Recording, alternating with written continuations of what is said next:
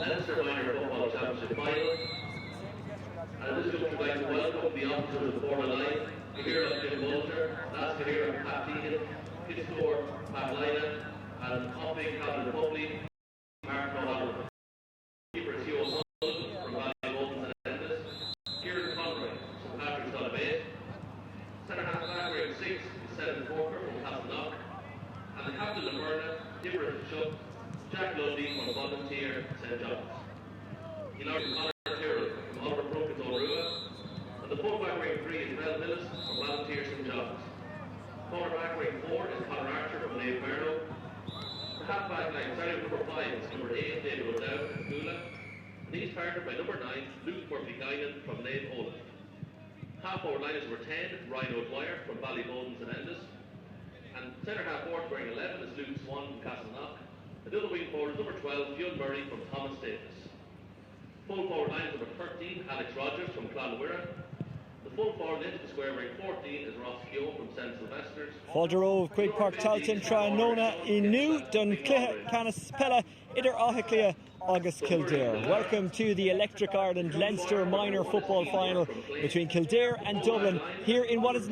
Seamus Kenny is with me for the afternoon. Seamus, it's now a nice day, but it wasn't earlier on. That'll kind of make things unusual. Maybe it'll be a bit slippy underfoot for the players. Yeah, look, Páirc Tailteann generally it's a fabulous surface there, but I suppose with the rain over the last 24 hours it could make things a little bit greasy. I suppose at this age group there is I suppose there's a little bit of naivety and honesty in their play. Now a sunny and warm Navan, but up until about 20 minutes ago it was raining. We're expecting a bit of a belter here today in County Meath. Hopefully it'll be as good as last night in Tuam. Mayo beating Galway by 1 point after extra time. Former Meath expect a lot of mistakes, but there'll be plenty of endeavour, and I think you're looking forward to an exciting game here. That's the great thing about minor football, isn't it? It's kind of somewhat pure. Yeah, it is. It's very much, I suppose, like a lot of the time they play what's in front of them. So again, it makes for exciting football. A lot of mistakes, which look invariably happens at that age group. Dublin are all dominant at senior level, as you well know in Meath. I won't bring that up much further. But at minor level, the playing field is somewhat more level, and Kildare have a very decent record over the last couple of years. That suggests that today should be equal enough when it comes to the contest. Yeah, no, I think that's a fair comment. I think Leinster as a whole has become much more of a level playing field. Our minor team would have played Dublin the first round of the Leinster Championship here this year. Very little between the two teams, to be honest. Unfortunately, we were bet by about 6 points, but there was more to do with a couple of goals that came in the last few minutes of the game. So I expect this to be a very tight game. From the knowledge of Kildare, they're a decent side. Having seen Dublin, I expect Luke Swan, their centre forward, to have a big say in this game.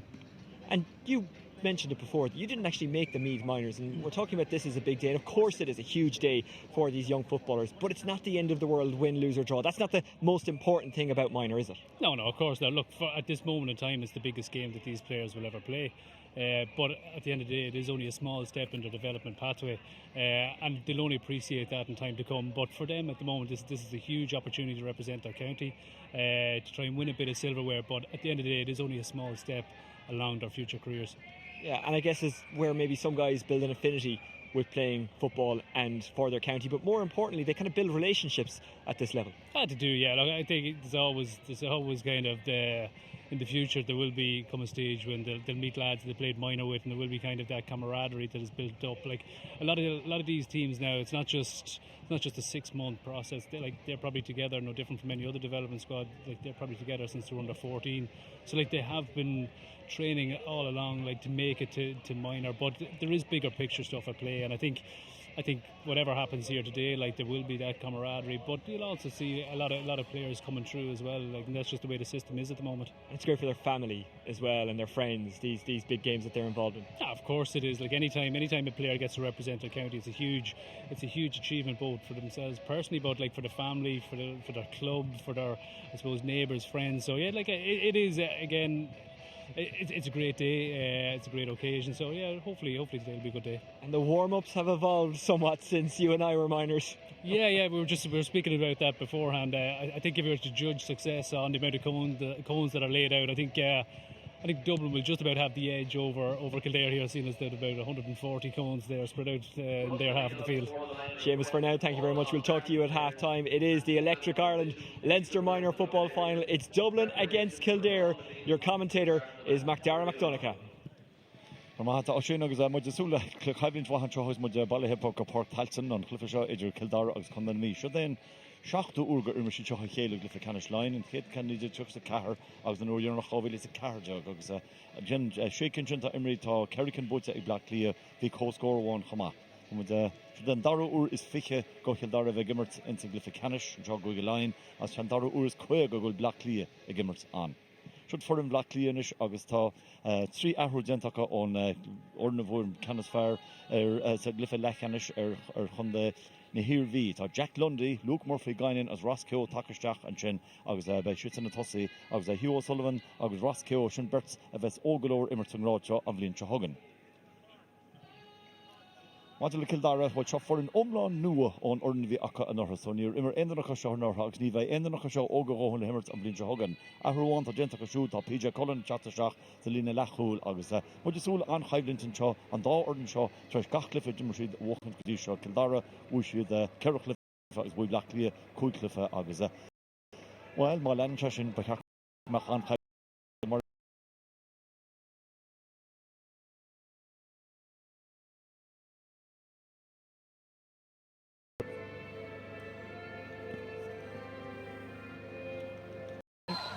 is trúa bhealach gohfuil na clifi seo tóca ón lámór a bhíh rihann clifa sinseir. No seasin sé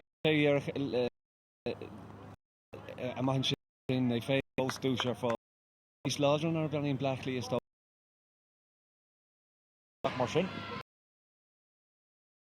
an focair a Áth Cliath ach tá sé robáte sa fátar Ashton is Shane Flynn.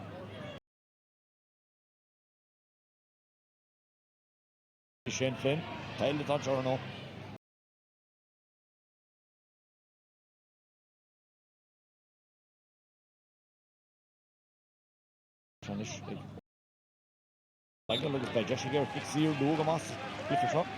Just gluúan sin 5 beidir sé goil 5 ag lena glúan sin so níl sin mar tús má de Áth Cliath nó agus is fé mar mór fáchar de Áth Cliath anseo.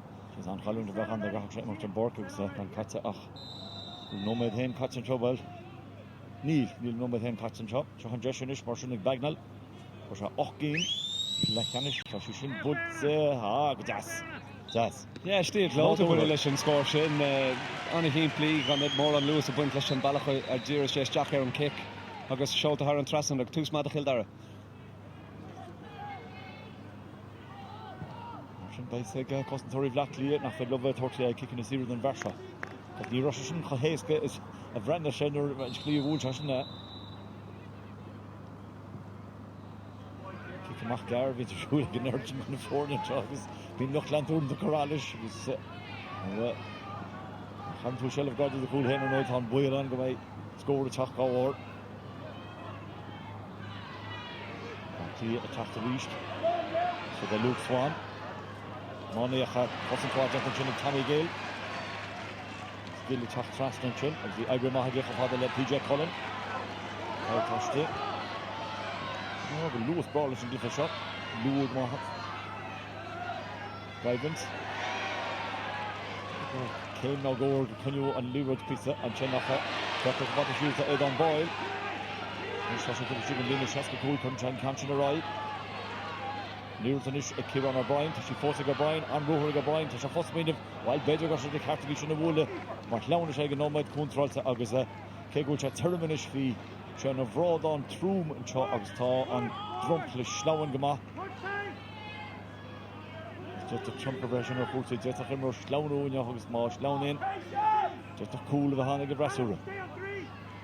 Well, Brannish will Conor Archer give me first the breast of Áth Cliath sheer and shin, so nor Daimshe, Aidan Boyle and Nero, the Cill Dara Vision, and Chachan, Susan Parker, and Eskin Shin, but to Blackpool and Wilbar in a crop. What tomorrow and Shin, yeah, play kick and Lyrid. What to run up cooling, top cooling Bruntiger, Cill Dara Jonish. Yes, so Siller will Aidan Boyle couldn't emerge in the Park of Fresh in the Cill Dara, so by first of Reshik Áth Cliath and the Cussentori. Oh, he got your cool. the Cartiga Shanianach, Homan or Cartiga Horhar Traston. Lira Imrory Blackley, Hashira Lena, so Beja Hunishi, Spas Apuna and Shin, Darius and Cool Bar, Harntamach. Cook.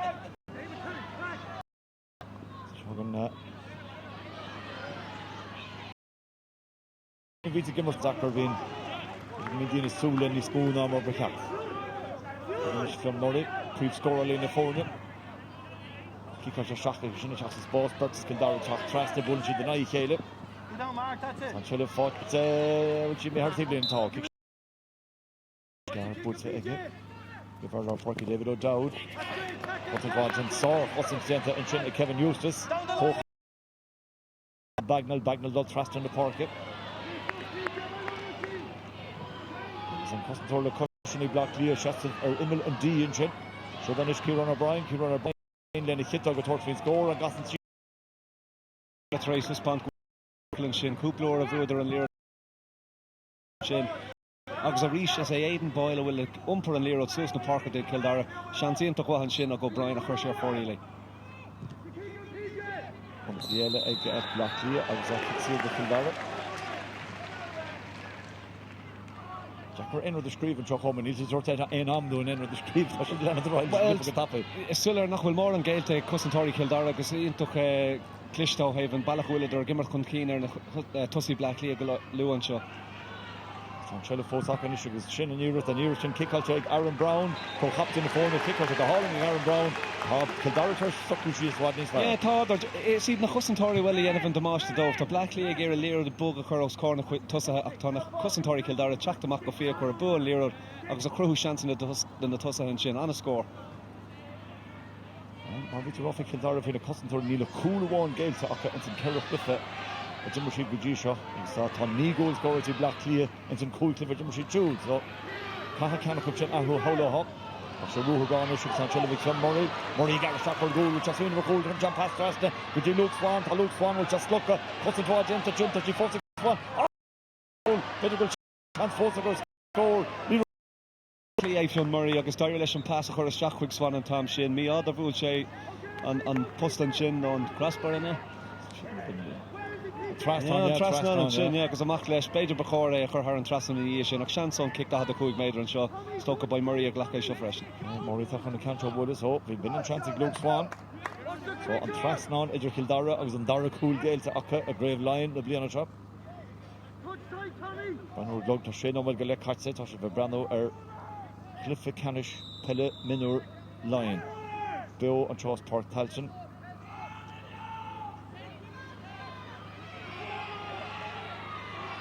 From Murray Sheikh Hollins with the Laighean and then here V.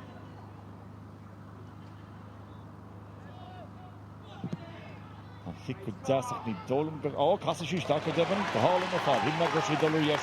Cassish Daka didn't know one card. Still on a team play of Wintla Shin, August Branish Garashi come Titchum Garan, Shin Istaka Love and Cool Boyer, Irish and Maith Carter Curtive here, though Haran Traston and Kate scored the Blackley. So I thought Immer one kick out on Tal of it on Ledel, kick out on the law, but on Vertigo if it does. Match Guppy Butchers is actually Fortic Bagnall Risha, there's a Bagnall turning in Wilson Chin, or Conor Archer. Ord kick a mach on Cool Boyer and Shin, James Shay, Bagnall and Tam Shin at Chach 3, August and Farrell will name the Lesh Kupla. Beidir Rovio come Dulce Lorna Parker con Lira Chin a Bukard. So much Parker on Choke home and fight such a turn up. Mahasa Jabosh to the here and Shada Bagnall Rishnish. On a customary shot of sheer right took a chance to Bagnall up to the position. There's Jack Macklin, Cool Boyer. You're going Court the Senior. It's Jack Lundby, captain of Forna, Fartar Rasher of Burren. Traston could be Conor Tyrrell. Since Ibro Blackley, he was. Oh, what a good dinner. So the far we got in his low and Farker of Tasha Cart, which is talking to enough cut advantage to Cill Dara. That's for the chance to scoop here. Sashi Bolsa, well, Colin Tanagan, no, 4-1. Cora Cool Boyer. Yeah, Neil Sam cut up Blackley a Yerevan Shin. We are Lira Dachuak Todd, a Lurgan pass, Bog Shin, it's Jackwig and Tussie Ton, Park Fluck, touched the washing, yeah, Brenner and Chance are eating Paddy Cullen is hot to hot. Well, we should use video Machnar be Paddy Cullen. That's just a Shafford lesson pass, Tushkwill and Park Fluck, Neil Che Kun, Tom, Urin Shade on Cousin Tor, Chuck the Mac because glue lava curlish and Lira. What's in Kiel and Gentic Mark Maguire. McGuire staat de Laura trouwens. Ik heb nog wel een coming in de vorige tackle daar. Veel lager, ik heb het niet staat er ballig. Dan is het een bal is zakken skipper. Dat zijn bij mijn vrouwen die met kappen die met school. Trust in de park en Johnny's Luho komen gemerkt in die slowen is bin sample elle. Ja, Rishi. Guybro Haven farce of Rest here and Shin. Down there and over Kill Dara and Shin.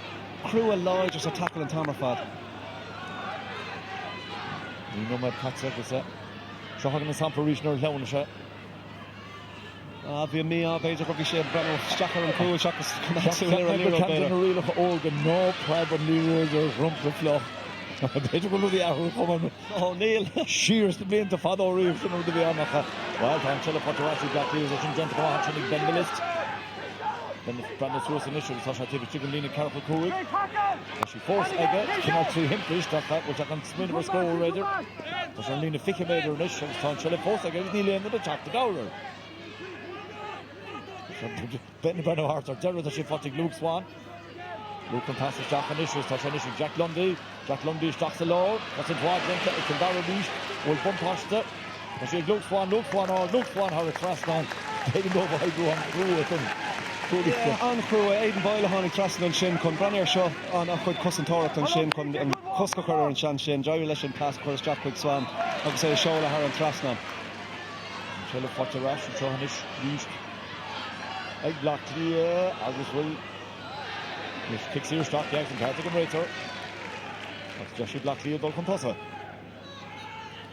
Beja Foster Jackson Clay piece of Trace Jen Owen and Shin. Fos Toker Lesh and Balacho will Kill Dara a guy brew Chimpel the Porca on a crew on a lodger. Jenna Jack with the Black Leo have scored and a wint. I was Lenny Carter and Ben Millis to come on to my run and say Helvo does general run Ruher on the Lina Shaska Kuig Hen with Lina Ficky Mader. So we're Hannigan's Gorson. The Vishay Rouse came nach Ramor on Takiok Tower for a couple of seconds. Brandon Shaker Russia feed brew I can start your Shin. The Lone Ranger murder is merely on the Fatamiligen. Shouldn't chance in this or Gix here. She put a hard fast on. Rhino Dwyer cap to Rhino Dwyer to on the Devon is Black Clear and Kane.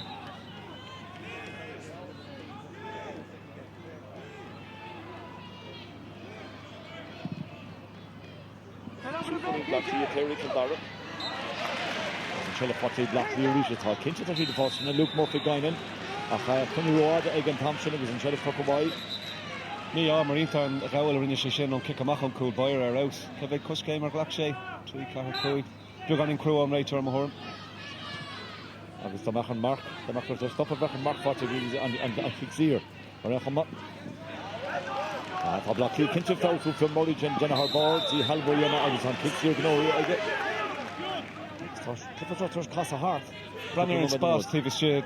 Got in a fill to Mako Kill Dara so Tashanson and Shin. The member they will Blackley and on pass across Jackson Spas Shin.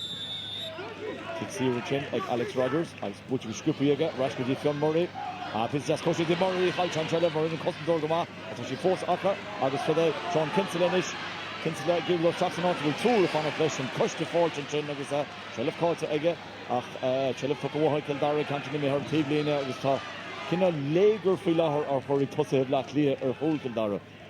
Yeah, it's talking about Hanaton Park Flucht on Leroy Fluck because there's just a total seconds of rest con Rudy Carto against the wash in Beja go will chance knock her amu ag an coffer and Filah. I was just talking how hit Tamalon of a Bosch on to the furniture of trainer and Amsher Heron of the Leroy Heron is Martin Zip. Black Leah taps the east. Some catches. Ian pass for all the Alex Rogers. This will check O'Neill.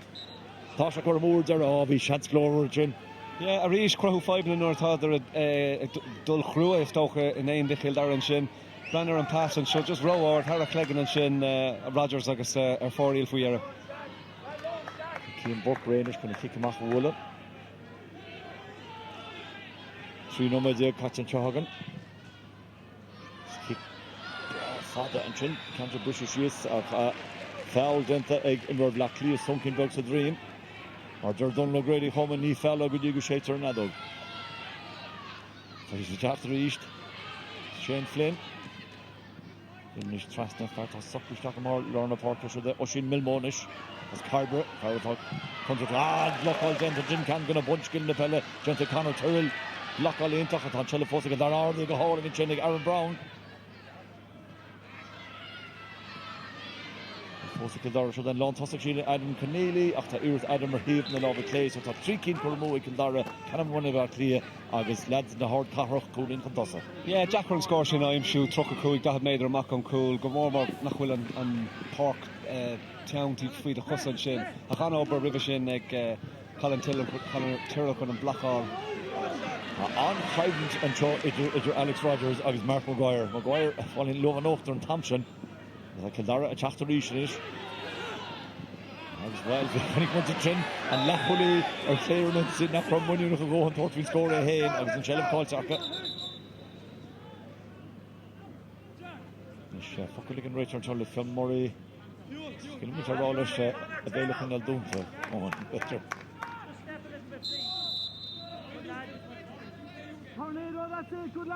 kicks it from the lab at region gate left 3 of those score Alicia over into the Cill Dara mish ta Zeno Medan or Damshid and Dara's cooling a control 3 cooling 40 Black Clear O'Hen so the Sen and Forker reaching Forker turning sheer Tucker Shahena kicks here well throw for a kick shin from Kane no longer just for Cill Dara is an ish ta Josh Pedro from Murray or cooling well don't you say kicked out the cool made a couple of no the hints so she take a shit the range just over the match here and chance of luck obviously on real to on is good Dr. Libro to us Jemaider been one spoon of Jemaider get book she tape measure her lash she ran okay later Dr. Sus could complete he's hungry the figure or they happen around the branch and not just stopping and right short yeah our better can hold as a via the Zeno oh he vammed dich and you're in Heelish as Chancellor Egg Film Murray and Forest Bar Hubels cooling the one for take a good shot kick can or kick Carrick so go hall in Castile last night. Castile on level in a will on Lira the book of Trasnan Sullivan here and Trasnan and Chin into Castile into Fabio Haven Balakowicz Corlish couple of scoring Blackley and now Duncan Keane or Cill Dara and Carrick scoring the Chéile fought Aka and Nino with them so Eno with you going to Damche Cill Dara scored during the contribution sheets and Chéile fought Aka reached can't kick her to touch the spot to draw Aaron Brown and Blon Coley Millist Jennigamat Chachtrasta Apucha Gorte yeah come here and scale Dorda Shea Cos kind of leer the book in the shin Bader will Matt on a Harrint with Bader exactly yeah Tommy okay Will she go on a Chosa Coruscant shin Bader just Kashe Ruchin and shin so who she come talent Pianer, Carcolor, Hamilton Azroy, Mark Wilchad, and Bork, and Charles Buntosta, and Caldara, Mark will first and Rishaka, a couple of seconds, and Canchin, Kickulture Ord, Egg Brown, August Hoshi, Kickulture Jazz, Egg Aaron Brown, and Barney Laighean. Yeah, you took a score on Shin, Jerry Lesh, and Buntosta, outside the Stoker. 4-6 score, I'll truck a cool, that Bader, Mark, and cool, Bader, not will, they're a goose side, and Lena Tivis Jim. Coma has his Bader low, because Bader because she'd fuse her shin, not by she'd sauce and she score shin. Hey, Nilen Rieger few trocht or hincho about Tailteann, so Marshall Nilen one touched a foreign one chaffers for an elle, Cachter Lach, can't kick up the shots to boss, reached and Hydrant, Maguire, August Kinsella at on Tanny of camera. Well, Maguire couldn't keen for law her more.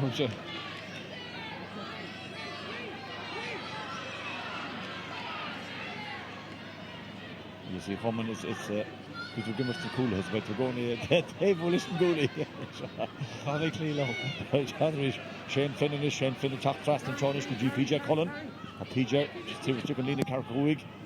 I was well keep chin gone more on shape no in Rodella. So can all me Flachter the chin PJ Cullen. Joshie Blackley Chapter Rasher very Hunsey. Farlow Park Luke Murphy Guinan. Brutal PJ Cullen. Dr. PJ Gerskip Polish Jackarish with Shane Finn Rashkidi. Macherty was by Cill fight to finish the Fakashin Kobe should ten and Butchip. Long toss of finish and Leroy Chin Tamalags, yeah. Cartigan Ray Turlish. Just to run out and Steve Hell Brady should go with Blackley and for them Páirc Page or 10 minutes will free Blue Haven and got to Ruchin will Acrosto. It's just similar military formation outside. Yeah, the Mafia Howler Tasha all Jack Truly Gartlish. It's kind of language I got or bark now, really. Shane Flynnish, piece of jazz Ibra ag Flynn, agus an chancer cooling, so she kicked to Ord ag Flynn, agus so she kicked to Green ag Flynn, it's on the phone, calling them Dara Ur. No efficiency, 3 tackle Blackley and Shane Tardanon, each chance in a pro. Kate go with their pager, you know, truck a Cruig made or Macon Cruel, Tadar Abby Galore and scoring a Shin at Imshi, so 5 big Blackley and Lena Lach Cruel and Shin Freelar, watch nach with their non stop a her or Murray Kildare Freelar. Kick him off Garrington with the Rhino Dwyer. Ryan Shear with the Conor Tyrrell. Tyrrell Lacha, the Shin Neve Lachter, Sasha Potarash, Kildare reached. So then Chantic Brown, agus while Zirach agus they kick out and Jen Harkin Costor, Stach is Rinnish Rohan, the Kintu nach Rahatishin Haratrastan. Ach, ta Blackley a Tresh Kupta score Yele war le Immert Canal Mi Hurmach. Luke Swananish. Swan past Jassy, should have struck the boss with Alex Rogers. Rogers a spieler I go Scuppy. That she just after reached. Mish. Maguire talks fast and chin, agus kicks here off, agus and Thompson, the Kinsella. Oh, very different. Keenan Maguire, Harris. Yeah, Maguire falling over no. Yeah, the Lyra Maguire and Lewis and Shin, Doyle Lish, Sultan Keen, Kinsella and Tom Shin, kicks Eric Brooke and Shin, just a brand aware and Ferran and then Sean Millis the Fog on the Park and Shin, Sean Farker, or Senan Farker come Immerk Mar, Lon Cooley and Ish, because I'm Ferran with the Chak and Shin. They're going to take Immerk Mar, they'll chop Mar Lachuli lower, will? Has our gore, if I can win Michigan sick. But she Emma here in Clehan, yeah, I just thought Kieran Conroy tries to Jack Saloran. She offer here, get the Kurdish Achel Urin, you know, if I can win.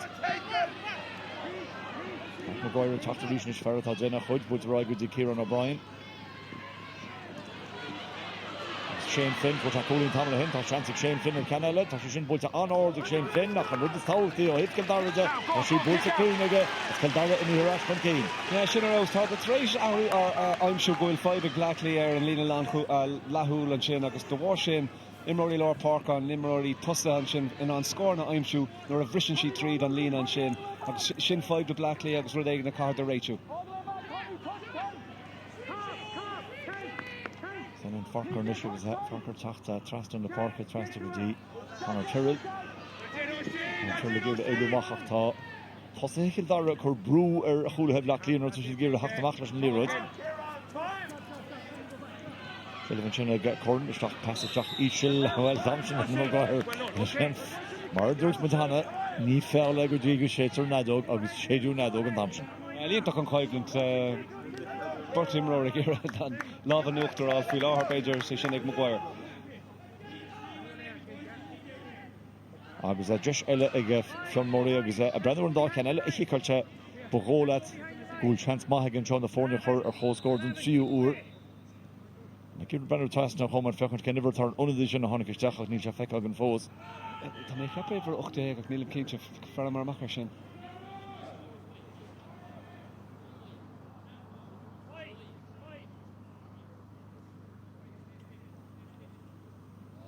Sean Chanson and Murray. Noch a hauling. The hauling of Brandon Red Hot come up to Chinny kicking the series. Rouse Cake will there Brabio gone in and kicking the series on the Hamad Seclehe is into can steal agus Clay Abius or Wilshy the show her and Trustin Chin Rouse. You ever think Russian coming off a stockers come Kirchid dog and shit, fantasy dog and shit. So she'd corn on 3 uur and kick him off and Chinny Key and Burke. I had all learned the park was that being him already sheer Chinny Black Leaves and Farrah kick and Coolinchin. Agus sé ever hooked on a Ben Harding. Nídog, Maleshka, Nídog, Alex Watson han gestach. Ach, negative elle. Something John Shig Black Clear, Koshi Jessic Jack Lundy. Luke Swan and Ish, pass alling, Ishil Shaching Swan. Ach, kicks here mach. Need all them willing and Kenny Carter into and Rachel, Pager Leerod Maha, Iraq Maha Swan and Passion I'm sure. More word than Am to Shin con a cousin talk on Nation. A bochent an biognach an tamer fad. Shell Fortune Xenon Farker, bulle tún Fortig Farker and John agus Cafa Corlaisha Correr. Connie can fill the turret Pochamach an Bointre. Agus Jatach Shaw have da Ribugama a Homan. It's probably a nach Niro the guest. Yeah, the Halshay on Norvisha Gira Kamada and Lear the Halshay on Lear the Stock Honig on Cousin Toro Kildara Jack. or de Stoke agus tá sé tréis anna bula hort. agus ní an rud a gcónaí chun tíimní orm san rica bheith níl se choirí anseo. Agus há bheith muid cartá sé rá an physio tá physio. Agus bhfuil an bheith bhfuil muid chun síntána ag ceile anseo. Slú a deas bailile anseo choman. Yeah, tá agus an is cé go sé chorbáiste ar fa tamlín tá sé go deasan is tá sé tehétócha nuair a tháinig tá choman stop an bháisteach. So ceann do fiche caite agus beidh cúpla bheith gam cútear gortaí agus go deimhan tá síntána teachta amach an teach ní just éonú riamh éonimar ag a teach an barc ach cíló sé choman go méid an lán chúlaí agus an lechúlaí leir Culture Ceannais is Paul mór sin. Gan deus agus is imrá láir ar fácar chun an líir Tomáid sús na parca dómh. Is tócha just tugann sé seo seans don gá banistóir beidir cúpla rudí ahrú timppla beagáninn. A breanhar Blackley tá lína le chúil faoi brú a mthormse agus cé go bhfuil fácar imethe reis mar lán cúil agus faoi bhrú inis tuis go bhfuil sé sínta. Tá feibe Blackley agus cardéis sin a réitiú ar an lábheile de sin breaníonn sé nuair atá an Líród ag Cill Dara, má tá si den an céad lína chosantáach a brisan sin tá sean scór acu. So má tá si den an sinna úsáid geart gach seans go maiad ar an brú a chur a chosantáirí Blackley agus do bhhar go bhfuil millist agus an is fácar chun an parca ágáil. Cuirinte sin bhrú a chosantáirí Blackley chun seachsúas agus beganin ceannacht a husband. Chunte an bhrú go dó agus tá si tógáil go dám agus an ceartacha ní len defranteánna a táchtaí ná sláinte Stephen Farker ar Stennen Farker be hart mar an mud táchtaí. Choman ní maithlam chuma atá an scamal sin ar híomna le clé. Beidir go cheartas imotrí se teachta réis stopach an bhs. Ach tá sé simúlis imróí bhlachlí go léir le chéile agus is bheith nach chuil cruniú fórne acha an sin. Is tá Cill Dara tá na coolathe tucha le chéile áte bháin agus tá na tosa tucha le chéile áteile so mar deir tú deis ag na banistóirí beidir abhreithnú dhéanana ar chósaí. Ach cinnte bé an dara ionadaí teachta a bhlachlí an seohanis. Banistóir Blackley, Jim Laighean, as cumann Oliver Plunkett agus banistóir Cill Dara, Colin Ward. Simúl chumann bhí mar as donnig tú an ornseo a Cill Dara ní ra aonannacha an an nora agus ní bheith aonanna an bhlíonn se hagann. Tá siad go léir ar an ís mar dúirtar. Ní hardín si sin go raibh vinnic agus beidir sin an fá go bhfuil a beagán níos láidre ar an unsíostócha dul isteach ar an lír beidir beagán níos fearna am bhfuil Blackley. Simúl bhí a teachtrasna le parc an sin agus an fear bhfuil a bhaim ar an Ferbert a Blackley Stephen O'Shaughnessy tá sé an buinteach le Jim Laighean an sin so tá mór chuidnas na lad sin buinteach le na fear an Ferbert seo a chúpla bliain so cé nach bhfuil ach Jim Laighean in a céad bliain a bhaimar an fearan so bhí sé simúl an stíl imethe an bhfuil sé tréis ahrú písa don fearan seo am thorm se tá. Scéil na himar go dtí a ragla út tréis just an television or chorisúil an seo agus ón bagna le dam sin chéad de Blackley ó Kick Sears an sin Aaron Brown pres cúgná méid chun cín dó an áid a sin ar Cill Dara be ceartam rá. An sin ceir scóir ní chéile Blackley fion mórí ó Kick Carcha Cúig Luke Swan ó Nimmerton ar bhí seansar chúil an sin Kick Sear ag Ryan O'Dwyer agus Canada ag fion mórí agus tro sin ó méid Blackley chun cín cehar dó. Sin tháinig Cill Dara le trí cín trí scóir agus hain Aaron Brown, Shane Flynn, Páirc Shane Flynn agus bhí Cill Dara chun cín cúig cehar as an sin Kick Sear an Dara Kick Sear an tríú cólainn ag fion mórí as na fórne chom don tríú úr gortú baint an seohanis go Senan Farker agus bei Senan fágáil na parca agus Senan fágúil an mail seo curtha le cuasaí.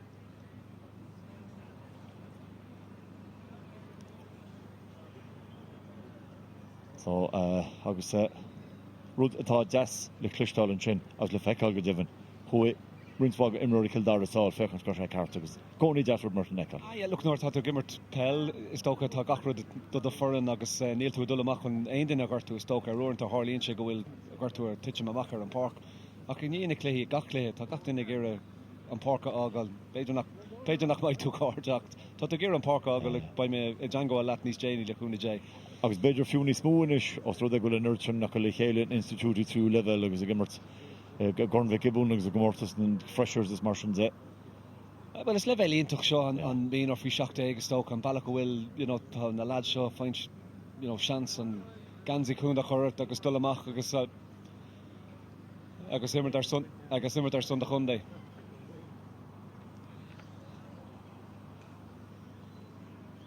So an mile fós cuasaí an seo.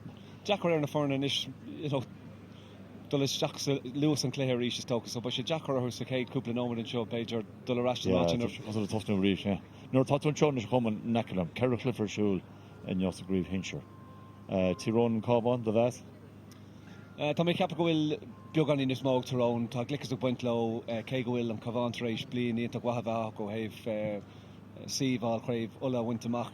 Beidir nach Spáin siad cé cum has bhfuil idir actív muidir sin tá mé ceappa go bhfuil Tyrone níos fears na tusa héh chuid scórna aimsiú. Cé nach bhfuil idir cínte céim bailach bhfuil idir gur immert fi láthir ó héh cosantóireachta dhéanamh na dul amach agus stíl ceart Peile immert mas féidir sin ará. Corcalige? Tá tócha le churcam lína, tá annig mar gunne curí agus mioch siad níos fearr os cór an cúil, tá mé ceappa beidir mioch leisans go beidir an Cluiche sin a buchant. So de bhór sin agus tháinig mar líscúplóir, tháinig me de craibh na srahan sin a gunne chun na hirhí agus ceappas nach mioch an saoire có fuidir sa bhfuil acu faoi láthair. So curcaí am thuirm se sa Cluiche sin. An bhí chun bheith chlár? Yes, seo simúil, cean simúil, so tá an bhí ní óras jazz tócha níos láidir ná mar bhfuil an chlár, ach tar éis an cháún sin a gunne Blá Cliath. Tá mé ceappa go dúirt an gáfar an bhí is drama hééis sin dún ach don chlár freisin hos, well is drama dún freisine. Tháinig is garí Brennan agus roinstan na lads eile agus an ospáanta a thugad ar a gcuine níor bhí agus tá mé ceappa gohfuil na lad sin a ddíú ar an Cluiche seo ó héobh seans 3 cluiche sa freise áil sa comórta Super 8 a winteach. Níl idir chun an seans sin áil ó vinnic so seo cluiche mórdómh agus tá clí beidir leis an chlár an cean sin a buchan beidir le chuúlín. Agus an can mór, gáil agus mó? Né sin an cean mór. Darné, ná riúde. Cean mór a híh slúid a bheith slúas mó an cinnte. Ba sé simú feiscin céintí ar céin bailachún le léad nó sé, bhí annach chuin chuir sé gortathe rinne seachtain sin. Do mar rud go bhfuil sé gceart, tá mé ceappa beidir go an láideach sin timp Lorna Park a magalóir don BEO.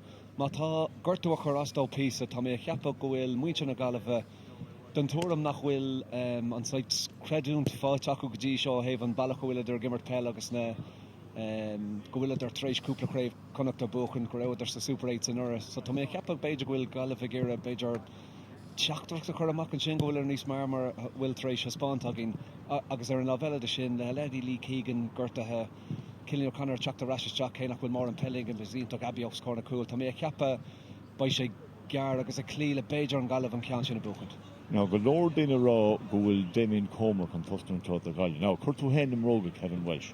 Pause, I got Kecha Lodge. It's a tall Comer at Nilen, Cliff Immerhagen, Imliana, Frisha, a Hush, a Terret, Nimblian, Shakacha, again, Cliff Soccer.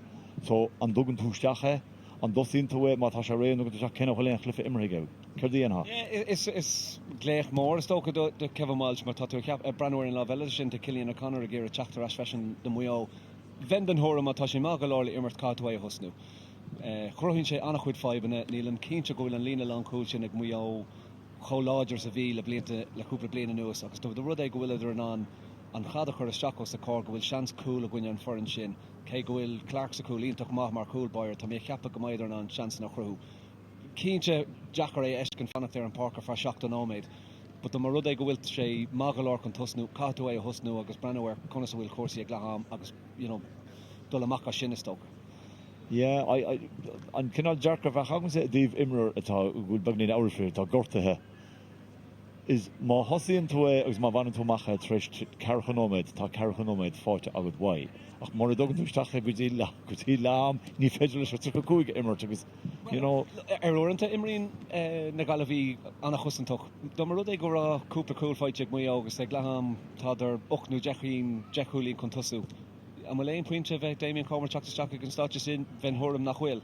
Cáú rá déna ag an státe sin bhfuil sa céad le just tá mé gur fannach sa clé agus Dara le chuirm just Comer agus fecha méidir bhfuil mar anna clé seo a buchan. An 5 a bhfuine le sin mar bhfuil a tiiteach an seo. Tá sé Jackar teachtasteach trééis 3 nó 10 nóméid agus dul Kate van Gate, Cáú dul is teach sa clé agus nuair nach bhfuil mór an Peile immerthagat agus Cáú is seasa bheith le Keith Higgins nó Colin Boyle agus é strachas tá sé an Jackar dul is teach agus dul a bhaimar an cléhééis tócha. Sílim go rimmer Comer déna chuúgnóid déag le annach cún ag le club. Sinna méidir dimmer sé agus buntar le beg sin ag Cillian O'Connor so go tháinig séisteach de sahanse catin ar bhúil siad ar bhacha sorchla a bhíon sin agus Éh coibhlinn dó, I mean, we always an galah beidir gohfuil sé deachar ar mí chorm rá do mar rud go bhfuil an bu bíon san bu ag an gaileh an bhfuil roinste immorí mé ó chríoch na hegan státe sin so na lads a bhfuil trééis anna chuid Cluiche Ceannais na hhéir na chaúnta an é sin an am ar bhfuil ar chun rá an bhfuil blion eile a bhreis agam ché go bhfuil James Horn an sin agus bhíle sam bhfuil 3-year strategy a bhaint leis an forann seo chaithí é a bhua beidir an blion seo nó an blion sechuin seacha sin tá a cheappa go bhfuil an sean sin leis an grúpa seo cáilte. Tá a rascutí Peile na Mionúr a chuman agus ar nó seo an dar blion gúilte ag faoi seachteog cud a bhetar bhfuil sé níos fearr níos measa mar chéile in an bhfuil sé taréis mór an difriúltaí anmh ó thaobh an méid Peile nó beidir aspa Peile bhfuil a gimmarte ag na lads seo. Is tócha an rud a smíanamh sé an tam ar fad agus luair mar seo tús an clé. Bhí na Cluiche míonar ar siúil ar os cór ar rih na Cluiche Ceannais agus seansí éachtas an lads sin dul amach rih na Ceannais agus Cluiche maithe immert. So bhfuil sé seo chun éon rud a athhrú ní dólam go bhfuil tugadh sé seans de lads beidir ag ís nua chun dul amach agus immert ar sanna chunda ach nílas am bhfuil sé taréis éon rud a athhrú go mór. Well, nis tá sé brenn glog sin is fecinn sih trucha cúig ná tóréin áidir sin mar treis hartar chúdam is fiche gortú san an farcar tá sé dúr pointed an barcar hintáin. So cheapan go méid beidir 7 nóid idir muid agus 10 nóid. So beid 10 nóid eile so bheith sé cearcha cúig nar bheith lehabh teágan. Agus number 9 Lewis Murphy Guinan replaced with number 18 Ben Harding. Tá trééis fiúna de gléach amach sin ach tá mé capúil sin mí ceart. San an farca bhfuil trééis an parca ágáil agus as glúise ní fá san buhin sin tá just glóir glúise Ben Harding chumá ní dólam beidir go Ben Harding tá taketeach an isis bhar hochta agus siadm go gartá sé héna an óid a dúramide ar nimmartanis agus anna fórna cocham don 3 uair Cill Dara teachtar ríist agus seo éan báil. Yeah, so you've looked at the Will Trace Chocolate Park, so Ben Harding is shot. Ben Harding Sen and Fork Will Trace Park. Dínach an rád chuman britras an sin rud ceart rábach. Tá me lád óir méid tras na Páirc Tailteann. So, cé cho cinúnach ar cé cho táach is bheits sin de bhleach lí gúil lár an éad cosanta imihéid an barc an bhirrte go gortaithe. An kickinis ag Owen Bagnall agus tá sé go hálaigh fecantar mertecha den bháin an talamh in an lá bheith kickáil. Yeah, an Berta go raibh sé kicking Sarah sin Cill Dara chun cúla cúlín rí seans cúla seo. An tág den seantar cúla agus chu sé trastas tháinig an cosador trasta an chosin sin Jim. Bhí seans glóver agus a bé Conroy chu trasna. Alec Watson tá mé cap Dara leis sin a bhócant tackle Jane an sin an cool by refreshing so beidir go mai ceantas an buir cúla gur leir leis an réiteir. Tá mé capar go ghlach sé just place of fresh nó becartó beidir an pass a hort nó shot a ghlach é féin. Sean scór eile dó de Cill Dara beidir. Bhí seans glóver cúla training agus conne rá utí chu ordens a sí chomú tá Kerricin chomú Cill Dara. So chúglóir tá blacklétaréis a líir a cáún tó scóir a chúil féin seanan seo trochic amach Dara le Cill Dara líir de bucha just brena beidir go ghlach sé place of fresh nó be pastó, but íontach mar chus an toracht an sin ó Watson chun an líir amachchas an cúil agus níor lig sé do muinte Cill Dara an cúlainn tú brena rí an seo. Mórcha hí an cúil ach hólas go meach ceachta bhleach lí an immert jaar seo agus trína ceúr tá sí tras botúíana agus mar leann si de rá chuman icu si das fós. Tá si teachtain rútas an lá tasach Ross Cole ní món de Ross Pecca chuir a tháinig isteach tríclifa scóir tríclifa agus is tithe húsaneo. Agus faoi bhrú an sin tá se slugcha rinn se go maith an treleh chuneáil. An rúhúil sin an chosin sinach tá sí fósa go immert fáige merte chu níos tá fearr. Sáil immert an sin ag Luke Murphy Guinan. Yeah, chana chosin denta freisin na Cill Dara an sin cúplóir brenne sé go blachlíach an dul chun céim thu sé chun talamh an sin. Dúirt an réiteach ar thug sé sung sa gráim agus beidir cinnig ceart. Sin bhil sin tháinig isteach an deire. Ach seo den chansan is Ryan O'Dwyer. Scór bháin amsithe ige ó mór an na chéine ó chiic sír.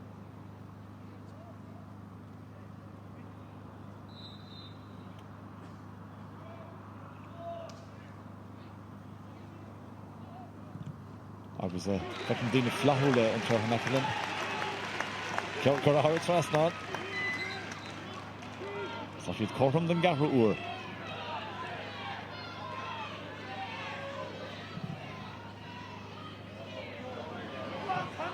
Kick bútear tas sa spás. Ní cinn se bit a bhí geistigh a chreachama.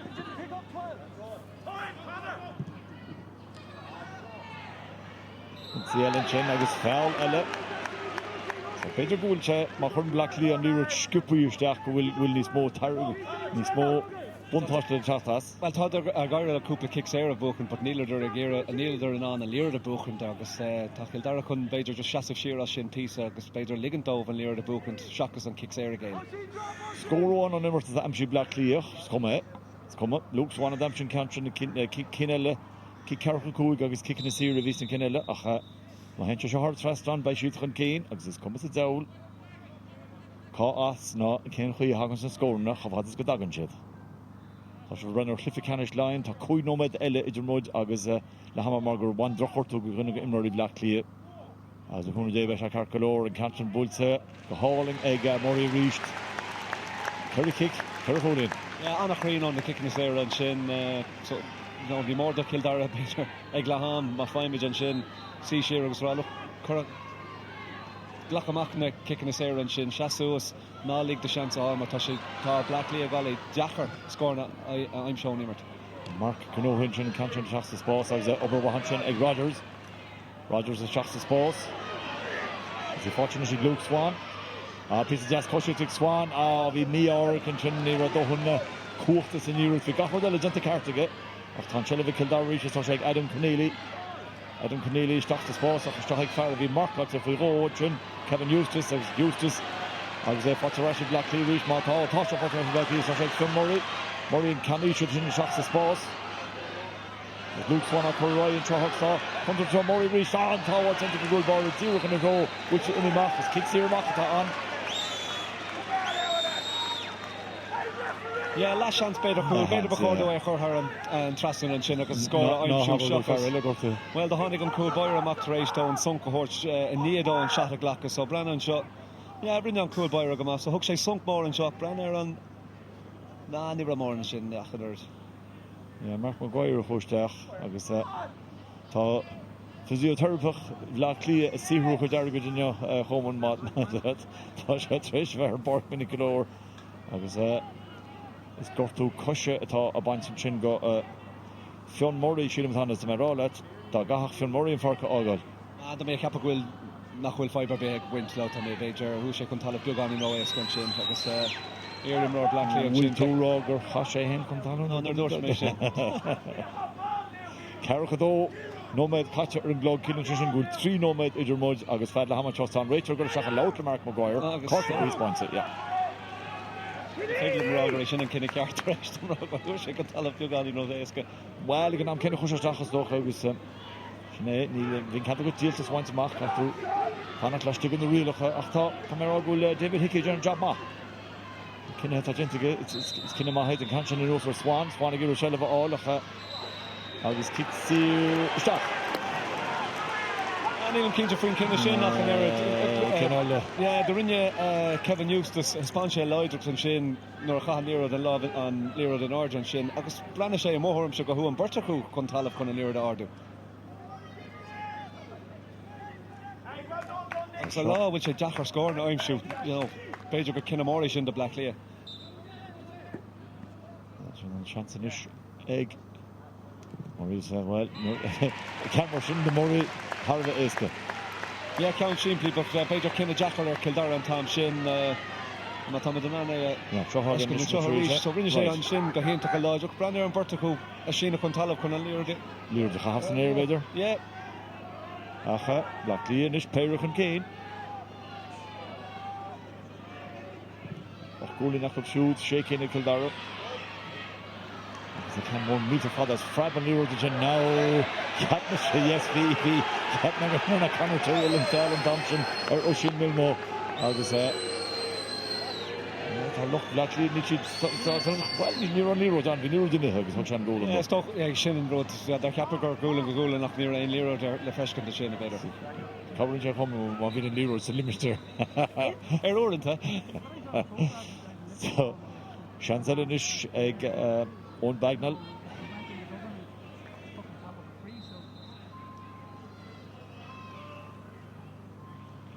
Oh, I can score to Egg Bagnall. Kick on ord achan agus tá kick on an Crane agus tá sponsors gon scoff again onwards 20 even job. Yeah, Ian took a reach mar score on Bagnall and Tom Shin. Ian took happy on amach on the love because Rorenton on kicks there blunta truck a cool mood or mac on cool current on Nimrod and Lero Contalaf. Kick a match fair of Black Clear should have Connie Haka. Agus Hamilton no maid turn up on after land no maid the mud force of shooting chop. Then no maid and Cluiche Cill Dara a score. He's interested on Shin on a quite did run off him. The Shin Fadla Hammer Shet and Shaw David Hickey was Tresha Laha Royer for Trika Hurd leg with Nick Cliff Stockton no Bell Goylachatan Pen the Mionúr on Cliff Ceannais line agus Egla Hammers Jones na Forna again up on Bork to Forest Park Cooling Nuan Egla Cliath Kagan Spiritual Ganava Ian Tuck and Shaw Haka if you walk down the mouth with the Emerald Tolo Shaw Jennifer Magamay cool pay for the anti cool the Masha on Kinnock and Shaw agus drochor to bunch go first go Emery Black Lee they're going to ministers the Senate Fork Ogal ach Egla Hammer and Shaw agus before Imish as a Shummer first is cooling one to Edin before the tab Black Lee not the hocht Cill Dara not the shaft go home with the shees go in table agus shees Craig Oshin McDara. It is half time here in the Electric Ireland Leinster Minor Football Final, and it's 8 points to 7 in favour of Dublin. Seamus Kenny. Before we talk about the match itself, the most important thing is player safety and making sure everyone gets off the pitch okay.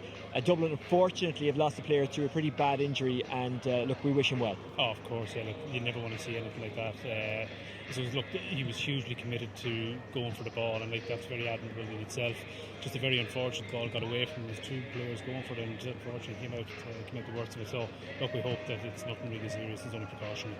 Exactly. In sport, injury is all part of it. So let's hope that everything that was done was precautionary and that he will be okay. You have to admire the players. They bounced back from it very well. They really got their game faces back on. They did, yeah. Like there was a 10-minute delay there, so I'm sure there was plenty of things going through their heads. Not least the safety, obviously, of the player that was down. But both teams rallied after that. Kildare probably should have a goal. Dublin bounced back with two points on the trot. So look, to be fair to them, they went straight back at it. Let's talk about the entirety of the first half. It's been up and down, it's been topsy-turvy, it's been really entertaining. Yeah, it has been. I suppose, as we said before the game, it's kind of what we expected. There was fantastic pace to the start of the game. Both teams really went at it. I suppose Dublin were getting their kick-outs off very quickly. Kildare struggled with that. Probably need to be committing more players up front. Number 15 is dropping deep there. It's getting on a lot of ball, to be fair to him, but I think just for Kildare to be able to penetrate that Dublin defence a little bit more, they need probably to have him up in that full forward line.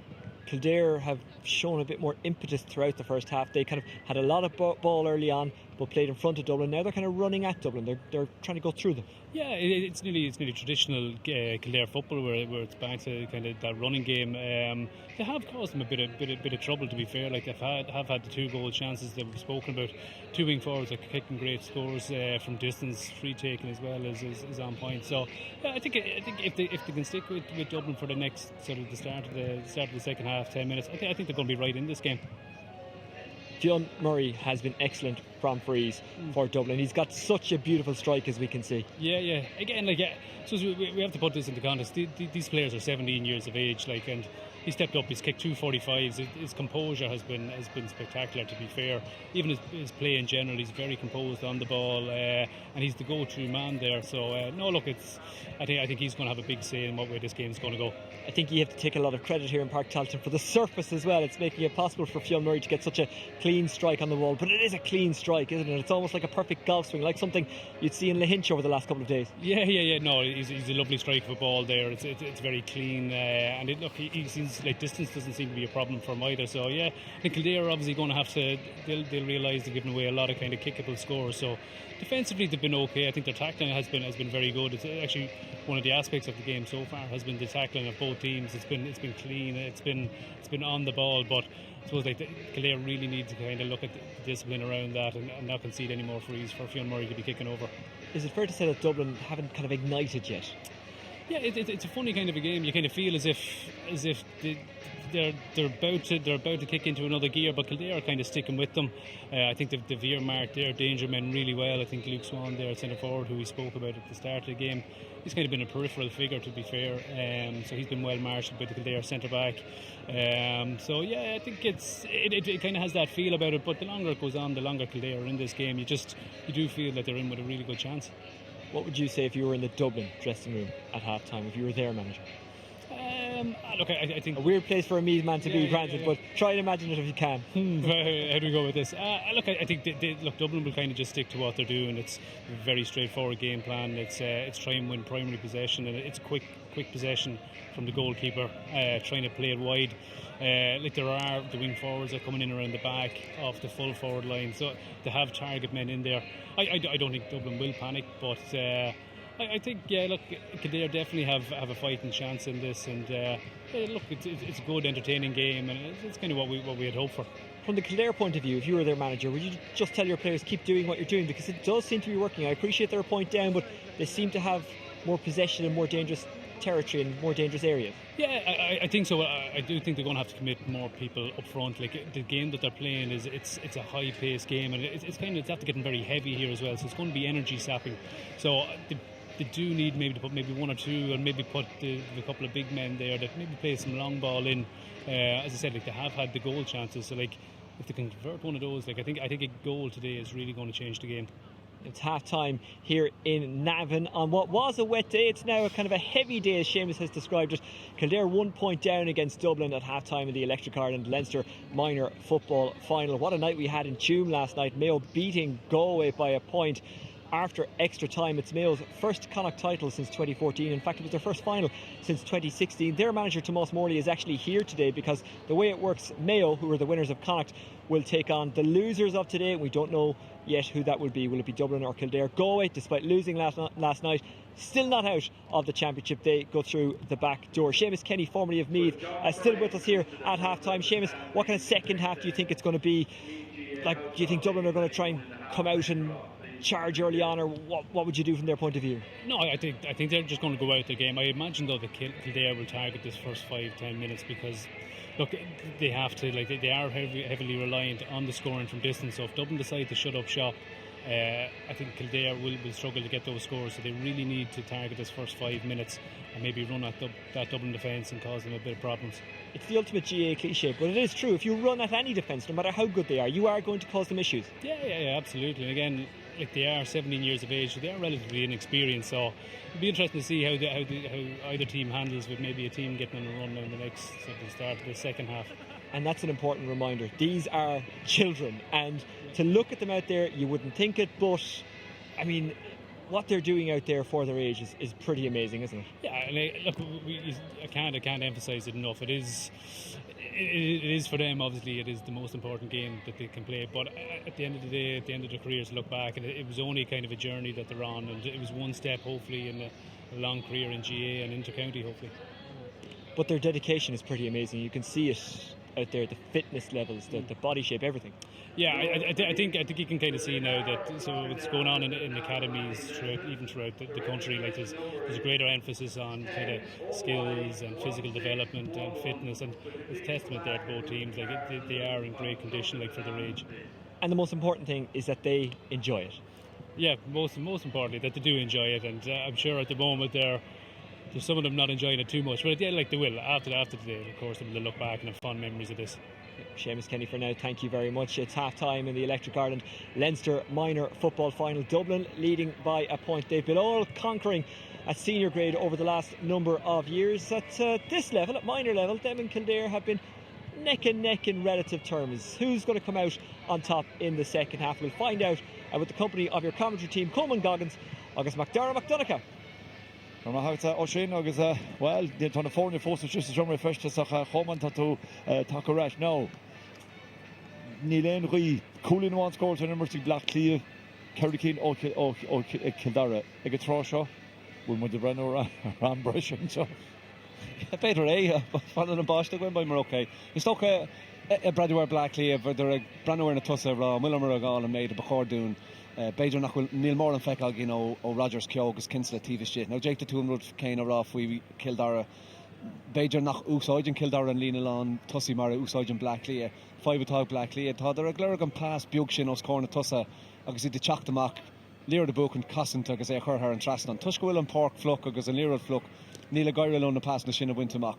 Ar an ábheile de sin an beidir 5 ba ag Cill Dara ná. Cé go bhfuil ar gáil annach chuid scórna amach gón cool. Níl de rúfsáid an lína tíiste dómh. So tá trúr nó ceire in éon a chéile nuair atá ar a ghlacha seansan ón beidir dahad méidir amach an cool. Tá mar rud é dom nuach siad an ná pass a bhreise chur os glóisiid suas os cór an cool agus cé go bhfuil cúpla seans cool crutha go dtí seo má luatú seo ribh na hamas tócha. Tá mar rud é go bhfuil ar an ceann sin a chur san angach gach seans go maiise sin cinúnach a héh cé bhfuil contactach an clé seo. Yeah, sin an déanamh mátar le agus fecin ggóil muir lína imisteachchan is agus tá réitir garí ní aideach ceapan leis de fórna ráil ó tatamach jet arágur a brise le hamach an bhí an cóirléise chur imar Black Clear sin agus hicinn go bh agus bhíach an rá go mé chur na saite chur siúlateach chu nó nílen saite an seo.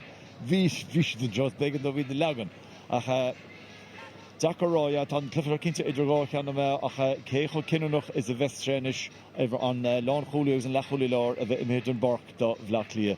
Feice mud linn agus fós ní len tás natúrisk ar cheachtar forin an seo tá na planina á réiteach agus tá an chainte dhéine ag na banistóí agus mar sin de lin na himróí fechant cé a bhuaigh an chríomh a dal siar ar na blianta. Níidir chris a cahar bhui Black Clear nor chasateoirí chéile de Ciannais Lein. Níidir carcha ní bhui Black Clear.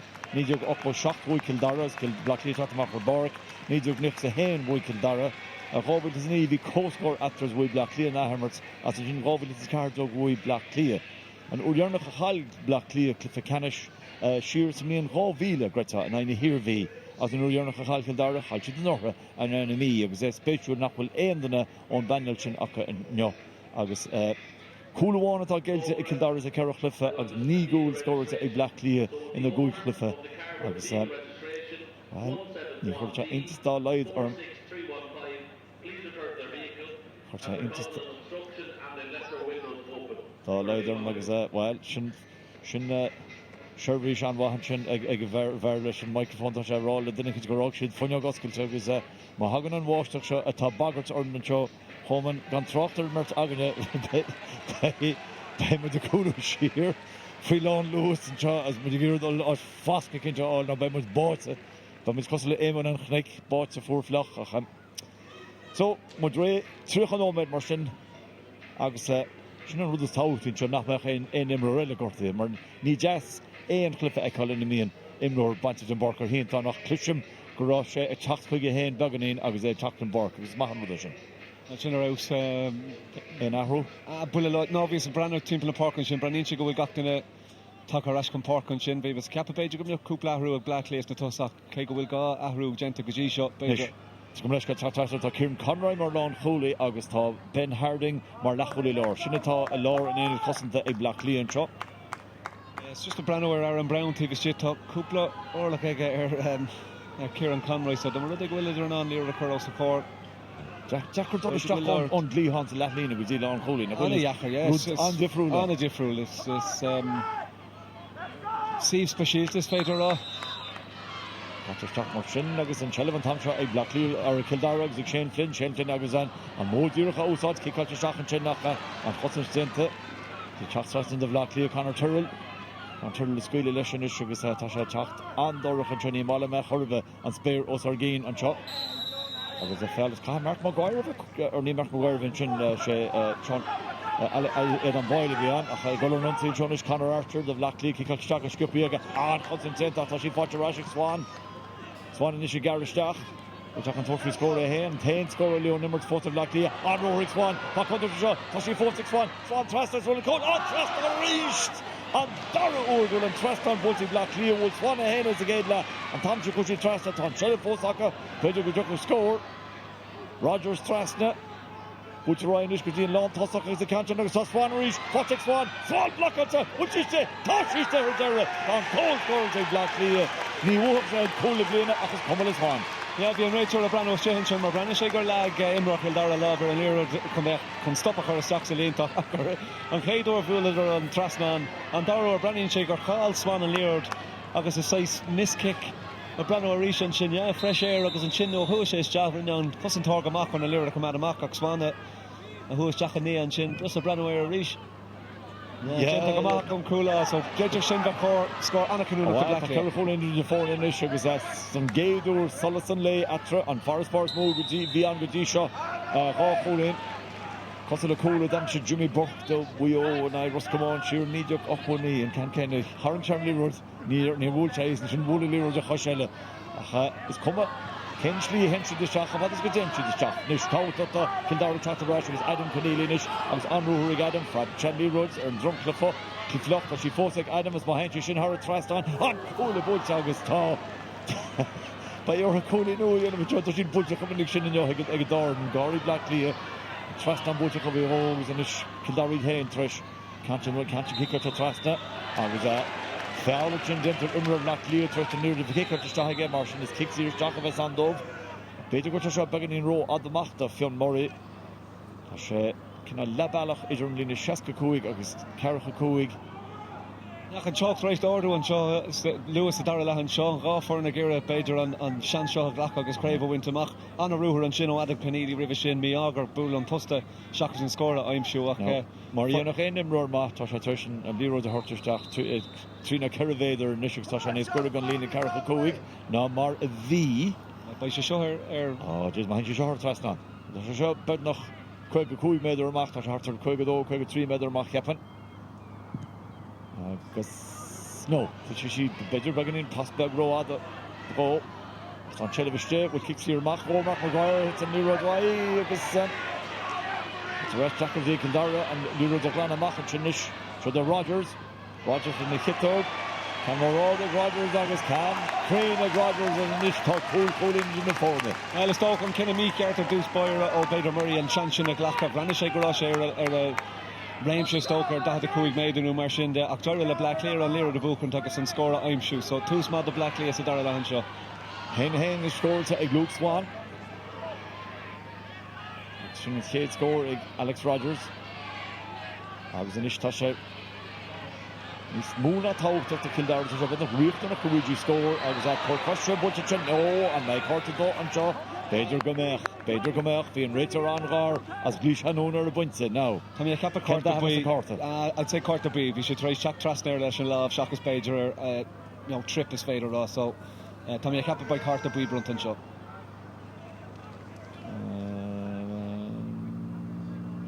Boy, Cartagut. Yeah, just a Brano Reach. Bhí an táleis mar Bhí an táleis Bhí an tág land the face Few fair Black Clear to Nackland that I got look an táleis Cill Dara to give a score to Eyebrow so the an Canna Fisher Roa the Mach as a reach to Elle Shin an Cacu can Jenny to Mach hat trusted to Mistach a love and cool bar agus Europe galore in common go shin is mass in a color for it I was at Ross on Chinnigs on Ross from Butze and the Butze Gama Maguire Tom Maguire Gama Carnos na Reef what a rashery sugar you could inspire the horse the Hossa Henchop on Ruher Egg Maguire which I can touch for score Tasha can touch for score Achtan you rock their heap and love it just and so I see common Jekka unvolledig give me clean alone bhí sé raibh genta go hamach ach bhí fear in aon leis bachorda just an pass a horse bhí sé tréis annachhuid over dhéanamh níl amránach bhfuil sé ábal a score féin a glacha ach tréis Ruher da had made a bachorda just an pass a horse seans the horse den fars a bhreis bhí an aca leis agus beidir go mbeadh score glacha Cill Dara an tam sin ach anna over gent an sin an tam sin ag Maguire ach ní tháinig aon rodás agus an ista Black Clear an si ríis agus a foul an sin genta no má bhí Cossalut an Chorta Ruv an Iraq Nís Luha will Cossalut an Chorta Ruv the Gancha Masha Laut le an Oisin O'Rourke shoot him. Yeah, the Stoker got Cache routine and Shin piece of Shabbos Pager and Fiala Gentok, Brandon Che Freshen with Black Lear gear for another Kirkham Parker Freshen. So now hashtag Mara Hassan's Clifford. Only deferring Áth Cliath. Number 15, Sean Kinsler, to be replaced by number 23, Robbie Bowler. One pass show, ain't come fast come on come Kyoa I'm sure was in Chinnis Jack Swan in the Sam Cadavir shoe, Carl Shelley and Tam Shin, Gentle Gahan walk and throw up who done the name and Lear reach come and score I'm sure. Robbie Bulger took his Jackie Black Clear, Sean Kinsler, Fog on the Parkis, took him Ronory again to that, Dan Wolf took his Cill Dara. Agus Eshin Gimmert Celine Lawn Tosach, Agus Oshin Milmo, Bantamahaka. So the 40 Manchin, Swan, Hinnager General Fowler, Swan, and Nimmer Lanocht. Ornicha Orensa, Farmore, Neon Chenny kicking the Zero Bedger, as he Yafak Farbell. Cousin Fwajan to Chenny Kildara Rishacha. Hashidi Smuna, Cousin Janet, Zorshan, Stasha, Fear Holt, Guiji score. Now, Jets Vishnu Kahalunt. So then it's in Lawn Tosach, Adam Connelly, Hosha Ruher Brown, East Luhu, but they're going to Canadiana. Hashia Connelly reached, Avisa, Janet Chagama, and Passa for the staff. It's fair Keta. Chaftu Chigaibu Gamaharisha then on Farrell, Tommy Gill, Abula or Canmore or Kulbar Farrell, Kulbar in the Gordon. Agus Fotarasha Connelly, Connelly talking to Hallow Neil, Yakin Rachel Tadas Balach, Sheer Nish, Agusa, Imroli, Agus Shadanir at the Nish, Agutashin Kikol to all, with the Hart Raston. Well, Tabagan a Ginchuk to Joss, Kertagentig Rachel. Yeah, Stoker Rivishin or a Honigan near the Strack to Honigan, Cool Boyer, Mako Sullivan, Kershay, Goran Lesh, Agus Tamia Kapper, Bull, and Burchako, Cliggan in Nine, the Hale and Shin. Hennigs and Costor, Egartakus, who and Burchako and Talavan Shin, so Nila Samar, Shade and Rachel, Igor Shin, so just a brand away a Rishin shot. Shadanir with the Gale, that's all. So Nora Hagan and Cool Boyer, just come out the Suler, Cliggan and Burt, and Cool Boyer, Agus and Cousin Tor, Brandon shot. So who and Burchako, a Django and Hale and Shin, so. Yeah, Agus, Fiachla and Coolbar Captain. Yeah, Igart, Agus a Jetach now, Conor Turleven is ní smooth for blood. I thought now, Tashid Cartwell, Tashid Cart. I need to go with Cartwell. I thought Kicksir Stach and is fresh. Spree Shungalayers, Kicksir Stachatan, Agus Jesh Egg, Owen Bagnell, Agus Shaw hard of a tout of the Kildara, Neil Lane score and Chechas Darla, Takuris Colin scored to Black Clear. Cool Colin is in the Fornia, Agus a Nishtasha Lida of a car. Yeah, on the Havok to Conscortion, the Kildara, the Black Liam, Gamork and Keenan Shore for Coig, the shot no more than Shin. So, Tugan Shay Shanstov just on all the Glack Agus Bader and Kaili Ardella Buch and Shin Gentaki. She's attacked the East. Agus a Kitsin, Kuna, Berlin Ashta, Camera.